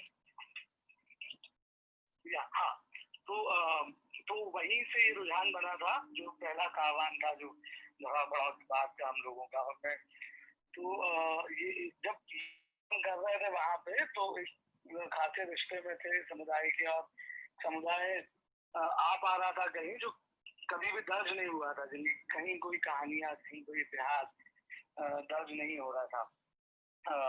तो उसके बाद फिर जब हम भोपाल, मतलब हम लोग भोपाल की तरफ आए, और फिर हेलो, आप सुन पा रहे हैं? हाँ, सुन पा रहे हैं।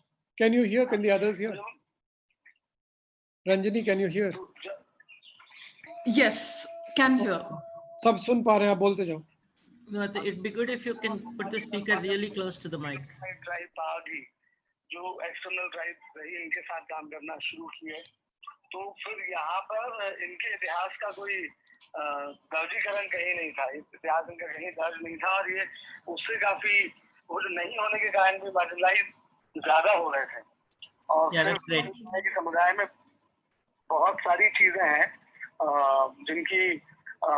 जिनको शायद सामने लाने की जरूरत है, जो इनको मजबूती देगी, और ऐसा करते हुए फिर लगा कि इनका आर्काइव, और विभिन्न तरह के कानूनों ने इनका जीवन और इनकी परंपराएं बदलती आ रही हैं, मतलब वो कई प्रकार से बदली हैं, तो उनको बनाना, उनको लिखना, इनका अपना वर्क, अपना स्किल है शिकार का, तो जिससे काफी पहचान भी और इनका महत्व था एक समय में, तो उसको थोड़ा सा खोज पाना वापस, इनका अपना मेडिसिन नॉलेज जो है, जो एकदम ही खत्म हो रहा है अभी, उसको वापस से डॉक्यूमेंट कर पाना, और लोगों के बीच में, समुदाय के बीच में विमर्श के लिए ला पाना, वो मुख्यतः मतलब अभी हम कर रहे हैं। Okay, I mean, to summarize what, like really fast, what Monu was saying,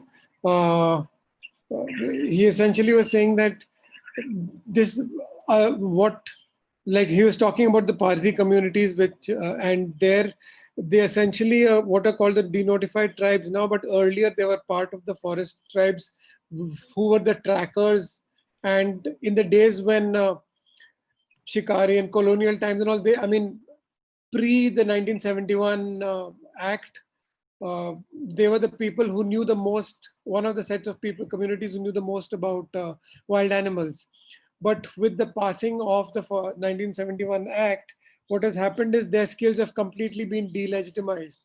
And in fact, since as they move to urban centers, they find that very few of them have actually got any skills that are useful in the urban context. For example, amongst them, the ones of people who find some work are the saperas, partly because snakes appear all over the place, and then you really need someone to kind of be able to get the snakes out. So the saperas find some work, but that's about it. It's not enough to keep a community going. So,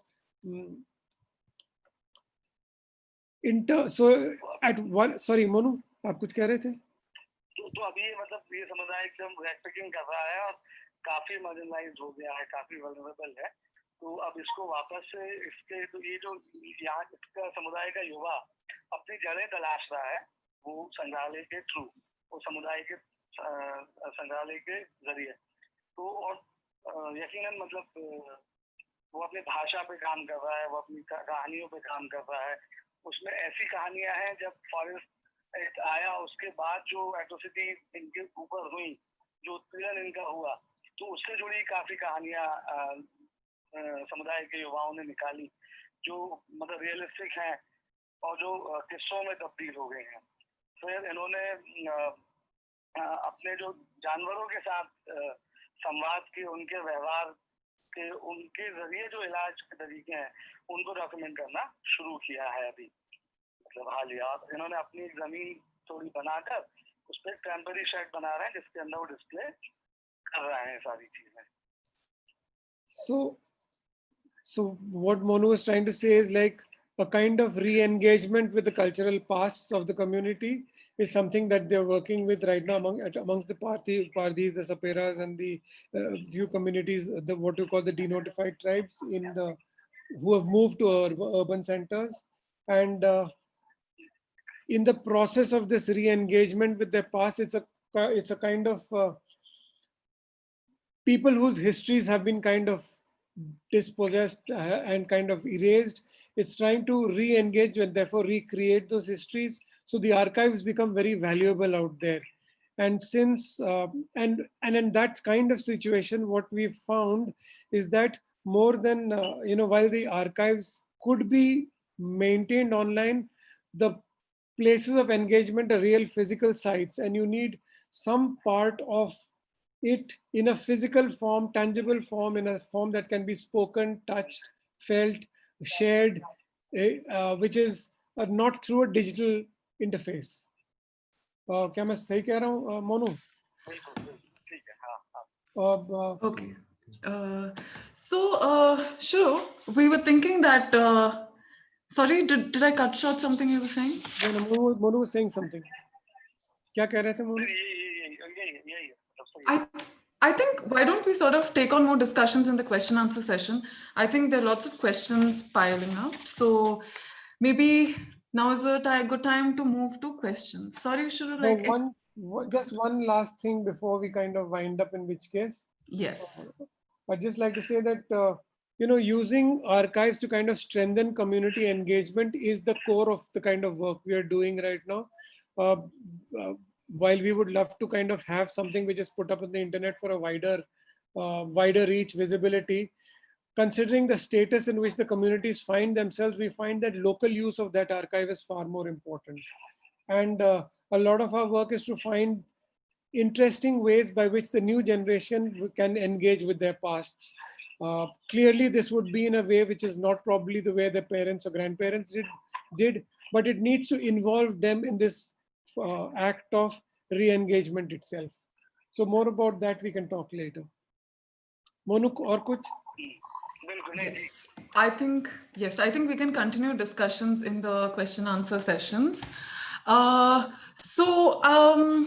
I think this has been a long session, and maybe we'll move to questions and answers, questions soon.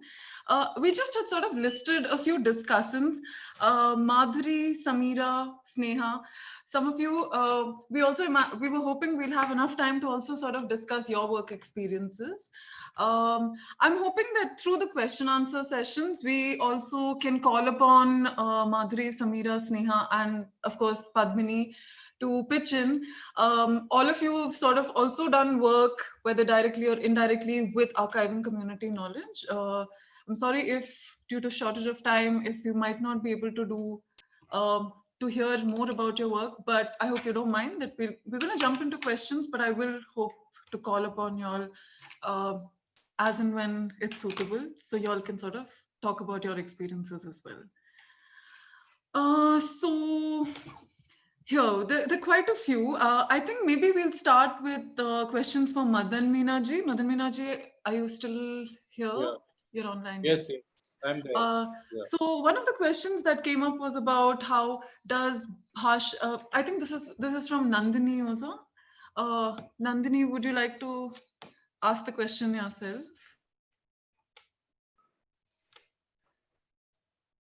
Or, okay, so I'll just read out the question. Does Bhasha and Adivasi Academy have any mapping and documentation of the tribals displaced by large dams in Gujarat, like Ukai, Kadana, Dharoi, Sardar Sarovar, etc.? See, And we have, yeah, there are two locations where, can you hear me? Yes, we can hear you. We can hear because you. this, hello, I got disconnected. Achha, okay. So what happened? We have two locations. One is near Pavijetpur and another is near Kawad, where these communities were. These communities were resettled from mainly from the Sardar Sarovar Dam. So Bhasha has worked in education actually, not as an activism, but particularly in education of kids of these communities, which has been resettled into these new locations. So we had a big program of Reach to Reach for a long period, and there we put up our teachers and work with these communities there. Okay. Madan Meena ji, आपके लिए एक और सवाल. There's one more question, which is from Malini Krishnan Kuti, who asks if you could throw some light on the challenges you face and how development challenged or changed the livelihoods of these indigenous people.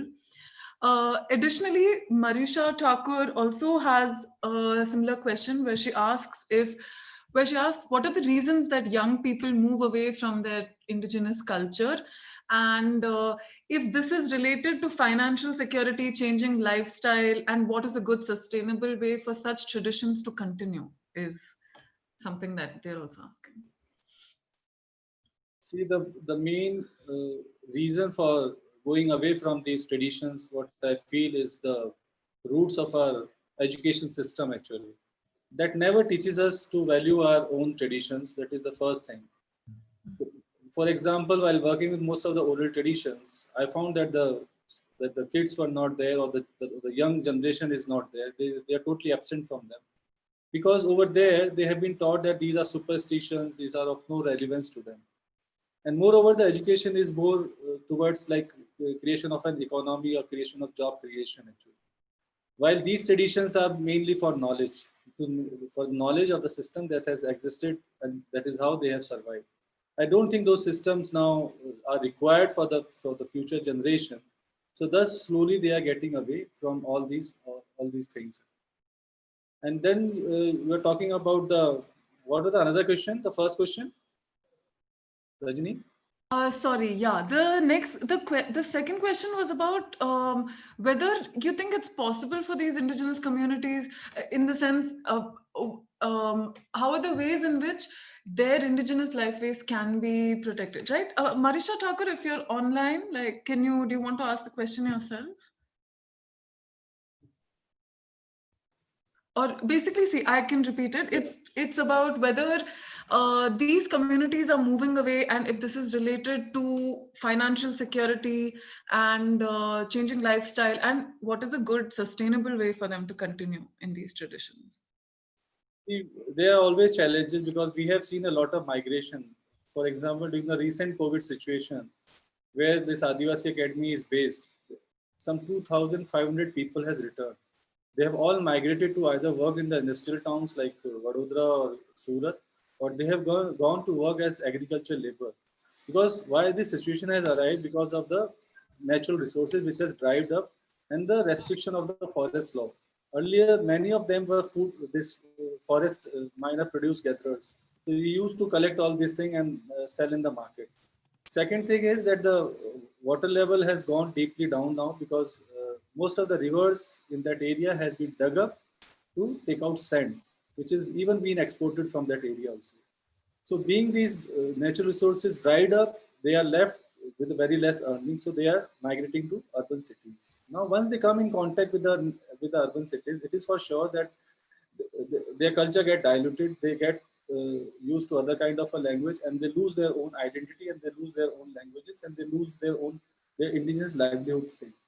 So this is a challenge for the present time, but I think COVID is showing a different direction to the people who have returned back. They do not want to go back, and they are finding new ways of living in the same context where their generations has existed for a long period. So I think this new initiative, and Bhasha is also trying to get back to all those livelihood skills which has sustained these communities for a long period. We are getting back to all the natural life, we are getting back to the weaving tradition that once existed in that area. Many of the craft skills which existed in that region, we are getting back to all those things, and we hope that we will be able to sustain some of these people back to their areas instead of letting them migrate again to the urban centers.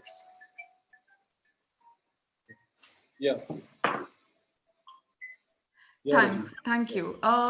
So some of the other upcoming questions I think are more generic, and I'll sort of try to direct them towards our discussants Manisha, Madhuri, Samira, as well as Padmini and Sneha.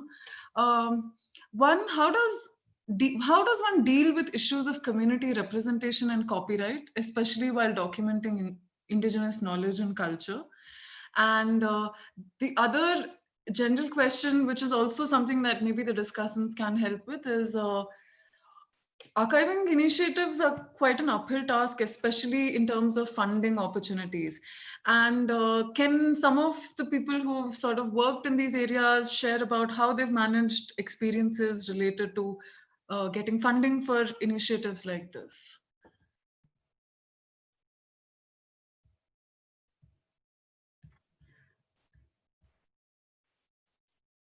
Hi, Madhuri. Would you like me to respond to that? Yes, definitely. Also, maybe a short introduction of your work, since I have not shared that. Okay, right. So I'm Madhuri Ramesh, and I'm a faculty member at Azim Premji University. In one of my much earlier avatars, I worked in the Animalize with the Kadar community there. And along with another colleague, Manish Chandi, who worked with the community a couple of years later, we found that we had both collected stories and sort of fragments of oral histories of the community there. And we decided to write it up as a pair of popular books for children. And so we were faced with these issues of ownership, access, and if there was some commercial benefit, then how to share it with the community. So I want to first say that the time we were sort of thinking about this idea and wondering how best to go about it, we decided to take this popular route rather than the more technical, thing of setting up an archive or just documentation, because we were very clear that that has a very limited audience, whereas we really wanted to make these stories and this kind of understanding of the landscape and placemaking accessible to a much wider general audience. And that was coming from the fact that like other speakers today have said, that a lot of the young people in the Kadar community themselves were losing interest in these kinds of stories and ways of relating. They felt it was too old-fashioned, and who cares, right? Like every other young group of people. And the second reason was also, we felt it's very important to intervene in, again, a popular understanding of nature as something that doesn't have people in it, or that people who seem to live materially very different lives are in some way backward and ignorant and not as smart as urban people perhaps. So we wanted to showcase this kind of understanding and deep knowledge that comes from experience and really like living and embedding yourself in a landscape, this embodied knowledge kind of thing. So we deliberately chose to take this popular route, and it is a bit tricky because we were faced with a question of who owns it, and how do we work out these issues of access properly. So although we went to a commercial publisher also because we felt they'd have a much better sense of how to widen the distribution of this kind of stories and to format it in a way that will appeal to a wide audience. But the thing is, there's obviously paperwork involved, and you have to sign agreements with the publisher, and work through the bookmaking process with them, which the community is not necessarily in a great position to do because it's a lot of time and effort. It took quite a few years for us to develop those books. So though we technically put our names on the books as authors, both books come with a very clear note that says the stories belong to the Kadar community and that we only retold it in particular ways to make it appealing to a large audience. And we were also very clear that the royalties or whatever we got from the books would completely go back to the community. But the thing was, it wasn't like a huge amount. So what we decided was, rather than do something very complicated like set up a trust and then distribute the money and all, we just directly transferred the money we got to the people we had interacted with most intensively. And so we just did it on an individual level. I will admit that it may not be the best way to do it in all situations, but at that point of time, it was the sort of, optimal solution that we had at hand. The second thing we did was also insist with, and the publishers were very agreeable to this idea, that there should be a Tamil version of the books so that the Kadar people themselves can see what came of those conversations and discussions they had with us. So we went back to the community when the books were ready, and we sort of did a book launch, if you can call it that. We went back to the settlements. We had sent them advance copies of the Tamil versions, and they wanted to like discuss bits of it with us. And people sometimes said, oh, you've written the story in this way, but I actually know a different version. And they wanted to tell us the stories. And it was great. It was great that there was so much excitement when they saw it in book form. And nowadays, all their children go to school. So everybody values book learning, though the book was actually talking about other forms of learning and knowledge.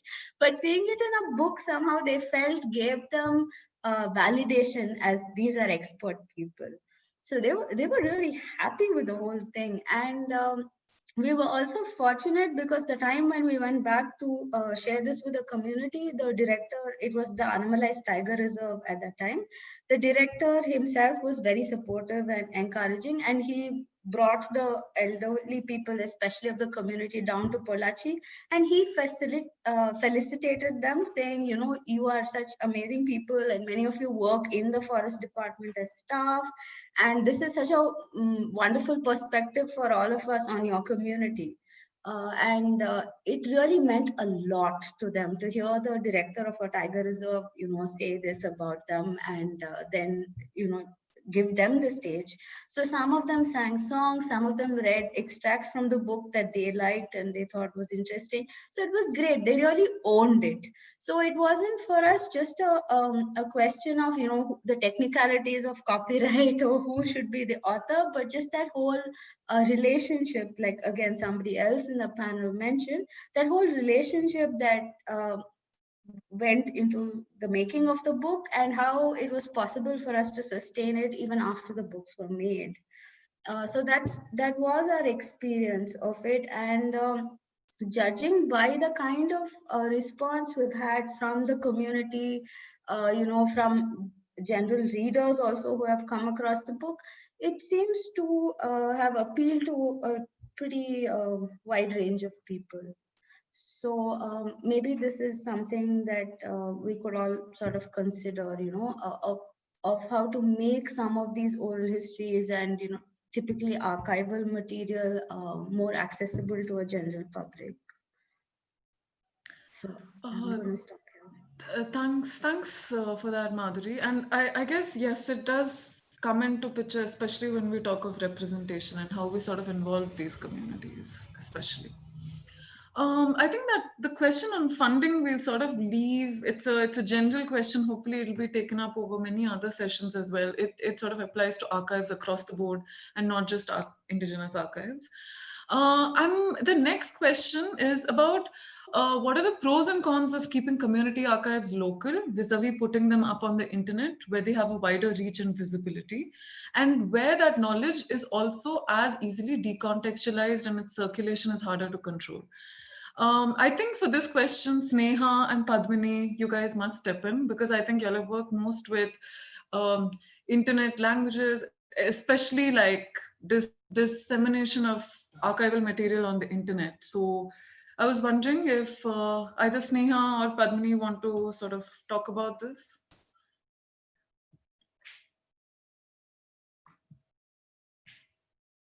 Or actually anyone. Hi, I think we were both waiting for people to step in. Just to give context for what I do, my kind of community, so to speak, is the community on the internet.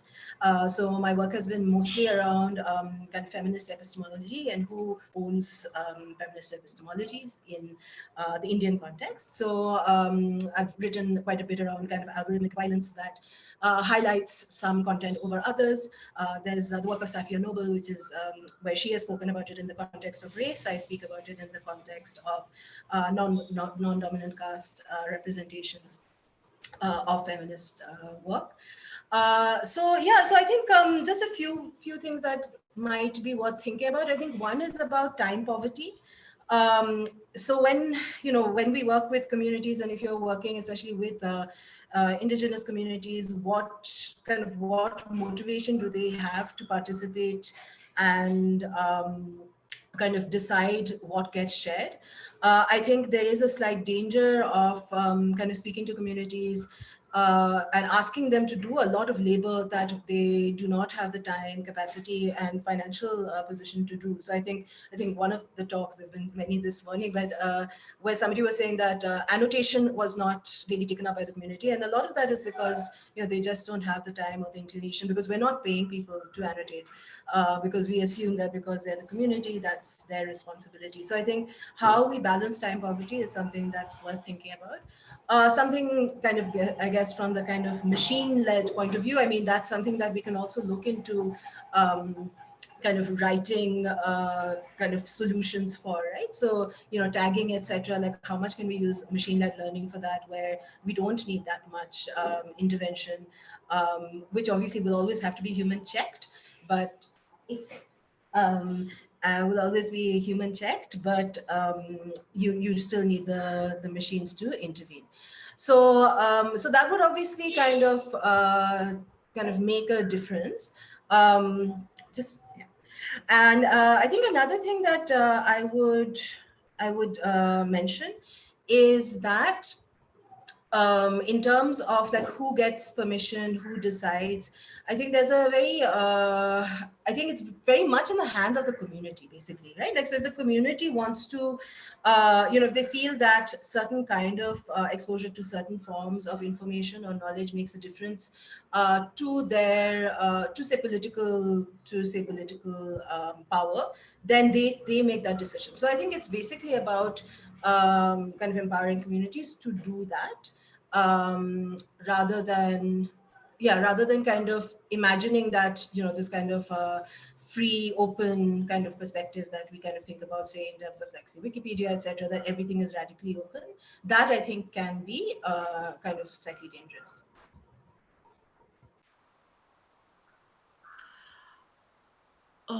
Thanks, Padmini. I guess these are also quite complex questions. There's no straight answer, and you're right. I think it is something that just conversations around circulation of information on the internet, etc., just have to be had with the community, where they understand completely what a YouTube can do to a recording of theirs, or what Facebook can do to a photograph of theirs. I mean, it's a complex question. Moving on, I think we have a question for Kirsten, but Kirsten, I see, is not here in the meeting anymore. It's basically for Kirsten and for Heather. So Heather, you're here. Yes, I can see Heather. And there was a question about what are the challenges of giving power back to the indigenous communities, and what are the pitfalls or aspects in that those in power and authority have to steer clear of or unlearn. Again, I think no easy way to answer this, but Heather, maybe you're the best person to do this right now. I'm sure there are a lot of other people who've grappled with just the same sorts of questions. And I mean, from my perspective, there aren't any disadvantages to giving power to communities. People will decide what they want to do with knowledge and with information. And I think it's all, I mean, for myself, I have always learnt an enormous amount when I'm able to watch and listen to what people want to do. Can you hear me okay? We can. So, yeah, good. So I mean, I think it's it is that essentially people have to, communities and the storytellers have to be the ones who make the decisions about what happens with their stories and their work. And that's an issue around collective ownership, and Kirsten and Theresa have been grappling with that question. Who owns fairy stories? You know, we have some that were authored by particular people, but in Western Irish culture that I come from, there's a whole body of stories which are folklore. We don't necessarily know where they are, who authored them or how they arose, but there's a sense of ownership and collective responsibility for them. I think this is much more the case when in Indigenous societies in Australia, when people's voice has been so disabled and so silenced in many many arenas of public history telling, it's really crucially important that people have decision-making power over their own work. And so for historians like me, it's always a great learning experience to be able to keep on going back to people. I've had situations where people have decided, either people themselves or after they've passed away, their descendants have decided that they don't want their work to be involved, which is their prerogative. They're the authors. It's up to them to make that decision. So I don't think there's a reason to be unhappy about it. I think it's a great, privilege to be able to work with people about what they want to do with their own work. Yeah, and if I can just add to what Heather's saying, though we did take this sort of fictionalized writing route, the people themselves were very quick to leverage the book strategically. So by the time the books got made, it was almost 6 years later when we went back to the community. But their movements, their village chiefs were very active at that point in filing claims under FRA. They took the books with them. They were going the next week after we had met them. They were going to go to Chennai and speak to some bureaucrats about their forest right claims. And they took the books with them. They said, we are going to take these books and show them and say, see, there's even like now textual documentation of what we know and how well we know the forests. So this was something that they had come up with. It's not... I think communities are also very enterprising in how they use knowledge about them, to do something that they believe in. Thanks. We have one more question, which is at least been listed in the public chat. And after that, I think we should be good to keep the floor open for anyone who wants to ask any of the panelists anything. So the last listed question is for Rita. And Rita, Amil Varghese question is that as an organization working in the Northeast, how vocal has Green Hub been in raising voice on the environmental degradation taking place in the Northeast? Example, rat hole mining and the recent oil well fire in Assam. So I guess, yeah. So that's a very interesting question, Ranjani. Our whole effort is actually to kind of build a network of youth across the Northeast, where they actually start relating to the importance of their natural resources. So, so as an organization, though we cannot get involved in political spheres, it's interesting that many of the alumni have been at the core of raising the voice about the Hingpatkai. And these are networks across different states. And more importantly, that they have pushed themselves to build a collective of youth, not just as themselves as Green Hub alumni, but they've got a lot of youth together to raise their voice. So yes, I think now, after 5 years, we're beginning to see that the seeds of change are happening within the community and who belong to the region and who look at their forest and rivers as their own, So yes, to answer. I was wondering if Samira is still online. Samira. Samira, in fact, since you worked so much with communities, especially in documenting traditional ecological knowledge, I was wondering if you also have something to say about how concepts of environmental justice and, raising activism around environmental issues itself can be taken up through this kind of documentation. And just also, maybe you'd like to introduce your work a little bit. And yeah, if you would like to sort of comment on that. Can you hear me? Yes, Samira, thanks. Yeah, so I'm Samira. I work with a linguist, Ongsi, who's currently based in Germany, and I'm an ecologist by training, but I've worked with the Soliga community in Karnataka for 14 years now on documenting their traditional knowledge and their language, which is endangered. There are currently 13,000 to 20,000 speakers of this language. There's no script, and the young do not speak it because Kannada, which is the state language, is now dominant. And since I'm an ecologist by training, I started out by first looking at their ethno-ornithologies and ethno-biological knowledge. So as you mentioned, the traditional ecological knowledge that this community has.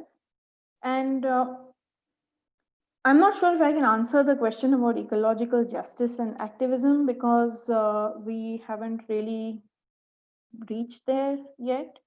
And I'm not sure if we have tried, but I would like to point out that another institution, A3, that is in Bangalore, they have done a lot of work on creating tools that validate the engagement and the connection of this community to the landscape that they live in, that has helped them achieve rights to the landscape through the Forest Rights Act. So that's a mapping exercise mostly.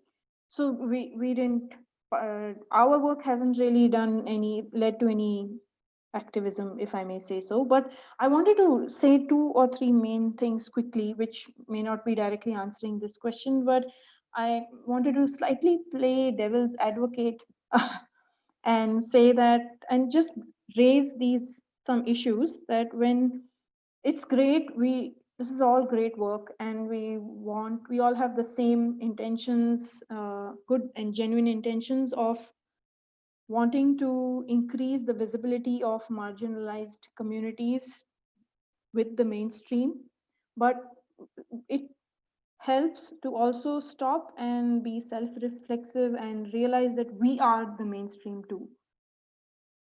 And it's very important for us to be non-judgmental and be very sure that we are not passing on judgments of any kind when we are doing this archival work. It seems easy when I'm saying it, but believe me, it's not done in practice. And I think we have a lot to learn from the Australian group, all the people who've spoken there here in this panel today along those lines. And this is partly because a lot of us come from varied backgrounds. We are not trained anthropologists, but it would really, really be useful for us to unlearn some of the things that we, as being part of the mainstream, have as baggage when we work with communities. And the last thing that I wanted to say was that, so basically the power and privilege that we bring with our mainstream background. The last thing I wanted to say was that I like Kirsten Thorpe raised today. I also truly believe that it is absolutely crucial to take a long time to build relationships of trust with the communities that we are working, and this could take years. And I completely believe in slow archiving as a process. So if anybody has anything to share along these lines, I'm happy to listen. Thanks. Thanks, Amira. Yes, actually, the floor is open, and maybe thoughts, maybe something someone wants to share, questions that haven't adequately been addressed. Um, Opening this up now. Can raise hands. Yes, yes, that's true. You can raise hands, or you can sort of directly. If in case you can't unmute yourself, then like you just try to type into the chat window, and then the network administrator can do that. Yeah, Hello. I wanted to, Sneha, go ahead. Yeah. Go ahead, Dinesh. It's okay.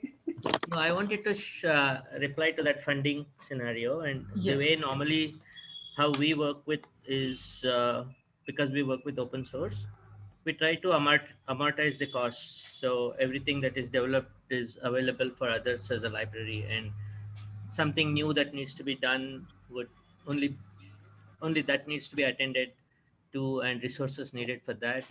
Um, that's as far as software is concerned, but archive by itself has a lot more than just software. And then that's what I wanted to share. And so that we're also looking at like how many of us can also be part of a resources group. So maybe Padmini, you want to share something on this? Banu? Are you talking about the archives toolkit idea? Yeah. Yeah. Yeah. So I think, I mean, this is definitely something that Dinesh and Janastu have been thinking about, but yeah, I mean, I think there's a definite need for there to be, and I will touch upon this in the evening as well, that a toolkit, but not only that, standards as well, right? Like, I think, you know, we don't really, and again, the Australian example is incredibly instructive in this regard. We don't really have standards that are embedded in terms of working with community archives and indigenous communities. And I think that's something that really needs to be in place. And so if we're building software that reflects that, like Mukurtu, for example, that has certain values at the heart of it, I think that's something that we need to develop going forward that can be used by a range of audiences by making it open source and available.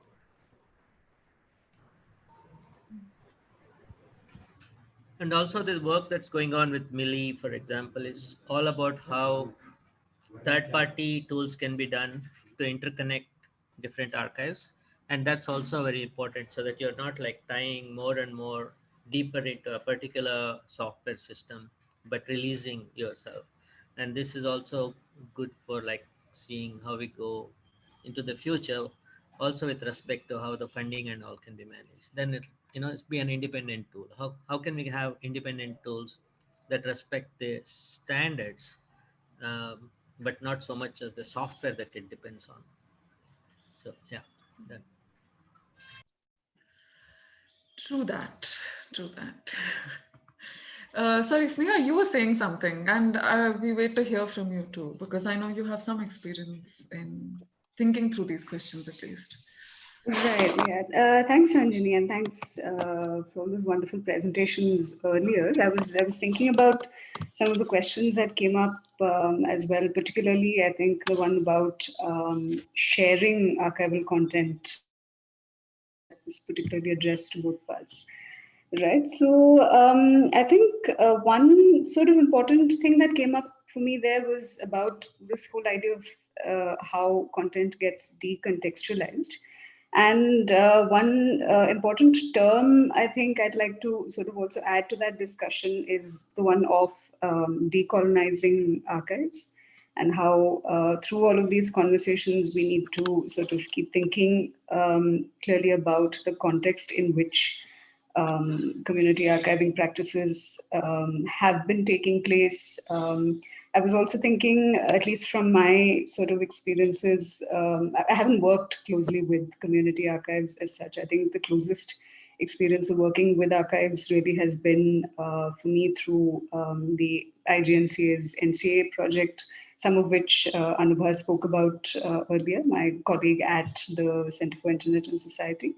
So we were involved in creating an IPR advisory, and I personally worked also on a set of digitization protocols as well. And I think a lot of the sort of concerns that were reflected in the presentations that came today, I mean, I could find a lot of resonances, in sort of those field visits that we did, where there are concerns around copyright, there are concerns around protocols of sharing, concerns about misuse, attribution, lots of these things that come up. And I'm also wondering if a lot of the challenges are also reflected through the lens of larger sort of state memory institutions or, institutional archives in a way, which also come with their colonial legacies and practices. So how can we sort of separate those and think of the languages in which even the challenges and concerns around community archiving and archiving protocols are conveyed, right? So I think that was one point that I wanted to sort of share. And that's where I think even this framing of decolonizing is something that we need to kind of think of a little bit more in detail. Who is decolonizing? How are we decolonizing?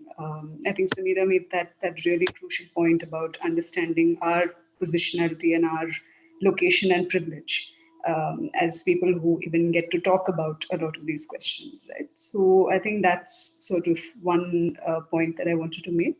The second point is really coming from the perspective of language and how language also stands in many ways as, our sort of access to knowledge, in different forms. So even in the forms that we record and document, particularly where, say, if communities are have to take the recourse of documenting in the language of the colonizer, for instance, right? So then how does that affect community archiving practices and protocols as well? So I think both with decolonizing and with understanding the question of languages and the sort of role that they play in understanding context of archiving, I thought I just wanted to put those two questions out there as broader questions that sort of strike me as something that keep coming up when we talk about sort of documenting knowledges and community knowledges more broadly, and archiving definitely in terms of its practice and protocols. So how do we sort of record more embodied, more located knowledges? Yeah, I think that's really what I wanted to add. Can I please add something to what Sneha just said quickly? Mm-hmm. Yeah, thanks, Sneha. That's excellent, because language is a huge barrier, and I'll just give you a quick example from our work about how this is important. Kind of highlights what you said. So the Soliga community by the British, they were known as the Sholiga or Soliga or Sholigai. And later on, from the, it was on the area where they are was under the state of Mysore, and it was believed that the name means that they come from the Shola forests, but nobody bothered to ask them what they call themselves and what it means. And this is continued until a language person, a linguist, came to this community and actually did that, even though researchers have worked with this community for more than 25 years now. And it's a very small example, but it really highlights what she was saying. When we ask them how they want to be called, it's Solega, and it has to do with their creation myth, which comes from the kalm or the sheath of bamboo, which is the Bidiru Sole. Sole is the sheath of bamboo, and Solega, so they are Solega. And they say we are Solega. Sholiga is, or Soligru is what outsiders called us. I just wanted to say this. Thank you. Ranjani, I would like to add to that, counter narrative to that. So in our thing, what we're doing is actually empowering the community, the youth from the community, the indigenous communities, to record their own stories. Typically, if they belong to, for example, there's this girl Shalina who belongs to the Bugun community. She herself has been trained to go and film with her community. And so it's very interesting. The language of the Bugun is becoming endangered, but she's being able to, through her video, record the older person in her community, the interviews, and trying to get it translated. But she herself is realizing the gap which is there in terms of her own language, because the younger generation does not know. So it's not an outsider coming and discovering that, but within the community that those gaps are coming. And on the other front, the other boys and girls from Nagaland, whether it's the Mon community, they are recording their own festivals. So it is, in some sense, there's a pride to what they're doing. And also there's a certain authenticity to what they're recording. And then that gets edited by them also. So, and then it comes to us, or the researchers, or the people who are helping them with the story. So I think that participatory process has to be very intense from both sides, you know.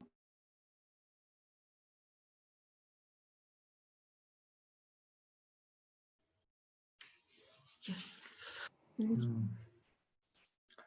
So I have I don't know, a comment or a question, sort of a thing to raise here.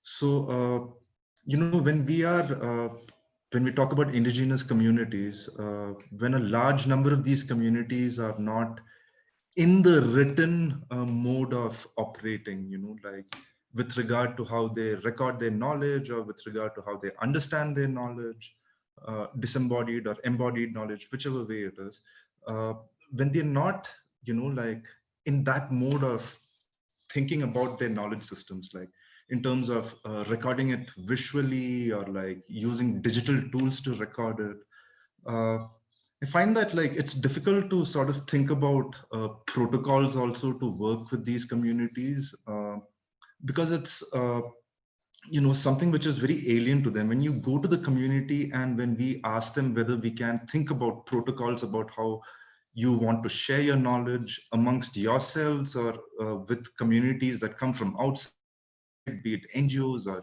you know, government agencies, how do we go forward from here? I know like it always makes sense to have an understanding with these communities in terms of the trust you build with them, in terms of how you want to, you know, engage with their knowledge systems. But it's always better perhaps to, you know, have these protocols at the local level. But, you know, we have so many organizations all over India working on these issues, you know, working with community knowledge, and we all seem to be doing our own thing everywhere. Do you think, I mean, can we think that it would be possible to come together about this and, you know, think about this at a larger level, you know, like from different geographical contexts and different, you know, geopolitical contexts?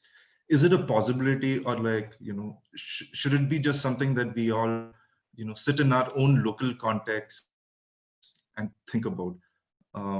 Yeah, it's...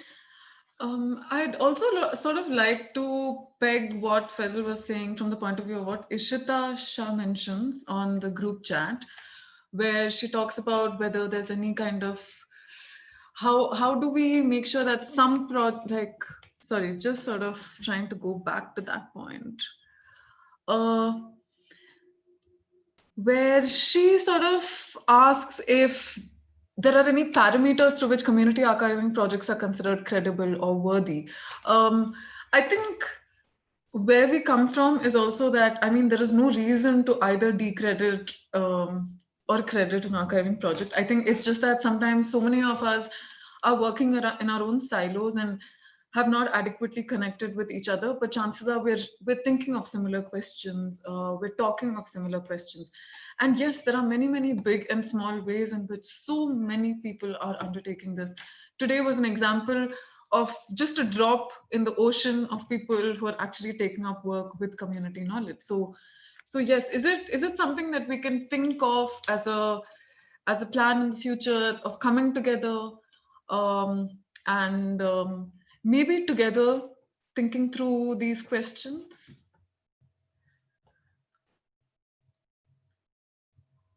Okay, that is deathly silence. No, just with respect to the biocultural protocols for the pastoralists, right? There has been so many meetings, national, international, and very, very local level, and quite a lot is written down on how to go about it. And because this is, after so many years, which is like 5 years or so, maybe about only like 6 or 8 protocols have been written, 2 in Africa, 3 in India. And every opportunity that we have, and when people come together, we try to co-locate and organize one related to the protocols discussion.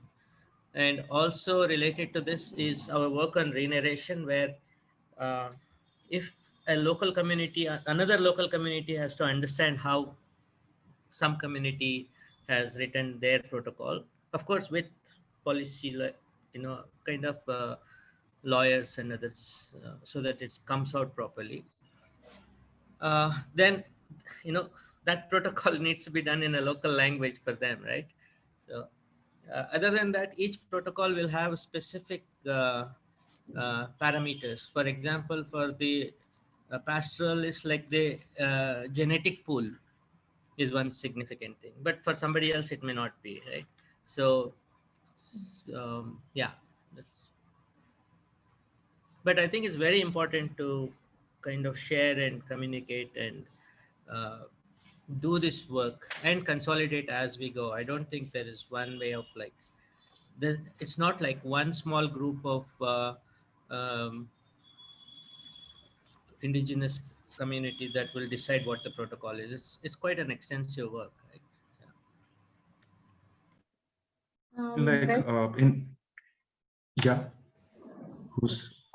Yeah, Madhuri here. I just wanted to actually raise a bit of a counter question as well. When we talk of embodied knowledge and protocols to document those, sometimes it can kind of work in contrary ways. And I would like to share the example of an Australian experience, really. I'm sure Heather and the others are familiar with this. So the fire safety protocols in Australia are very strict. And what they found was that one of the park trust groups which was trying to give ownership of the land back to an indigenous community and document their understanding of how they do fire management in that landscape, they were faced with this problem that the secular sort of fire safety protocols did not allow indigenous people to take their children with them and teach the children by experience and by that whole immersion in the landscape how to set a fire safely, how to gauge wind direction, burnability, all those kinds of things, which really made them experts on that landscape. They weren't allowed to take their children because it went against the fire safety protocols. But for the indigenous people, this was not a helpful set of protocols to be considering at all, because in their worldview, fire was not a danger. It was very much a part of their culture and their understanding of the cosmology and the landscape. So I think there is also sometimes a scope for this kind of cultural mismatch when we speak of protocols, but we want to take it, let it enter this relationship space we want to build with a community that has a very different life world or a worldview.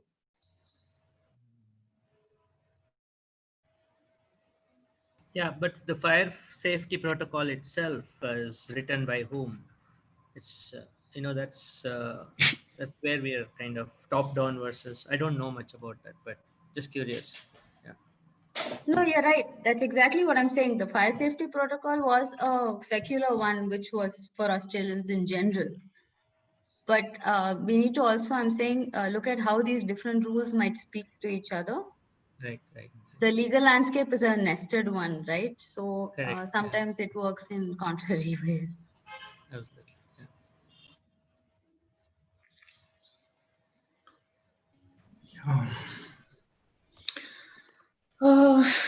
Yes.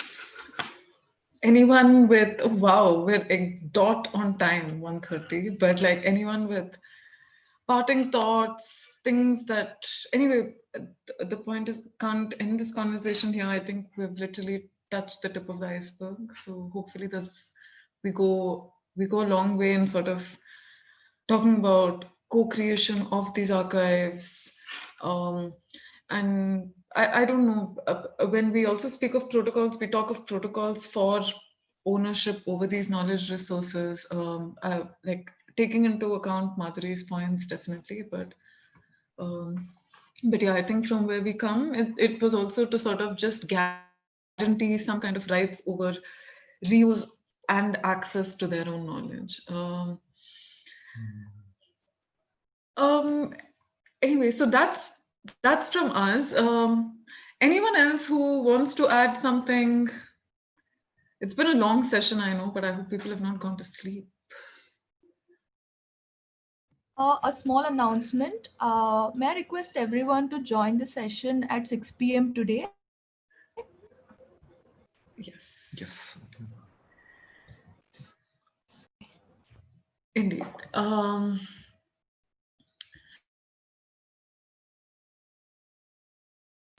Rainy, you've gone mute.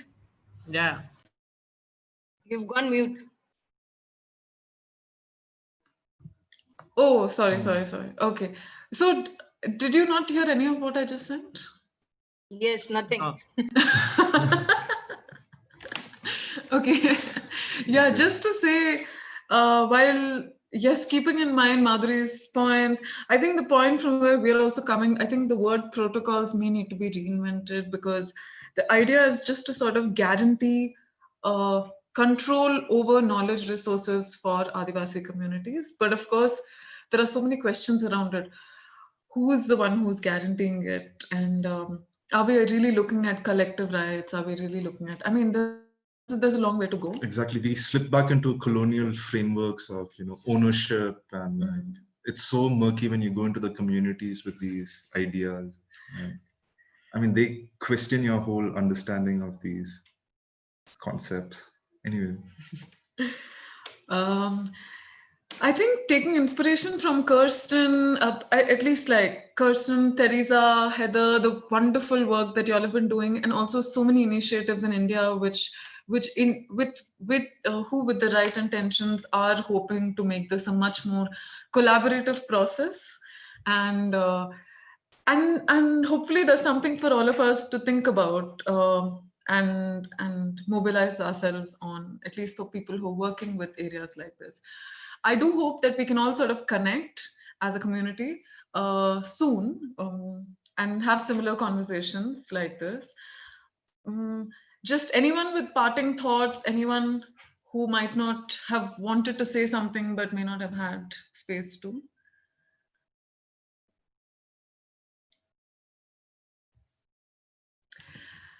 Okay, I think we shall leave it at that then. Thank you all so much for joining in. We had a wonderful session, and the recordings of this will be shared soon on the Milli network page, right, Switcha? Yes. Yes. We'll share it across. Yes, we'll do that soon.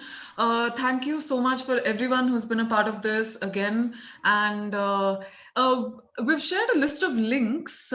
It's a Google Doc today. So as opposed to the previous days. And yes, look forward to connecting on more sessions. Thank you again. Thank you. Can you share the doc link again? Yes.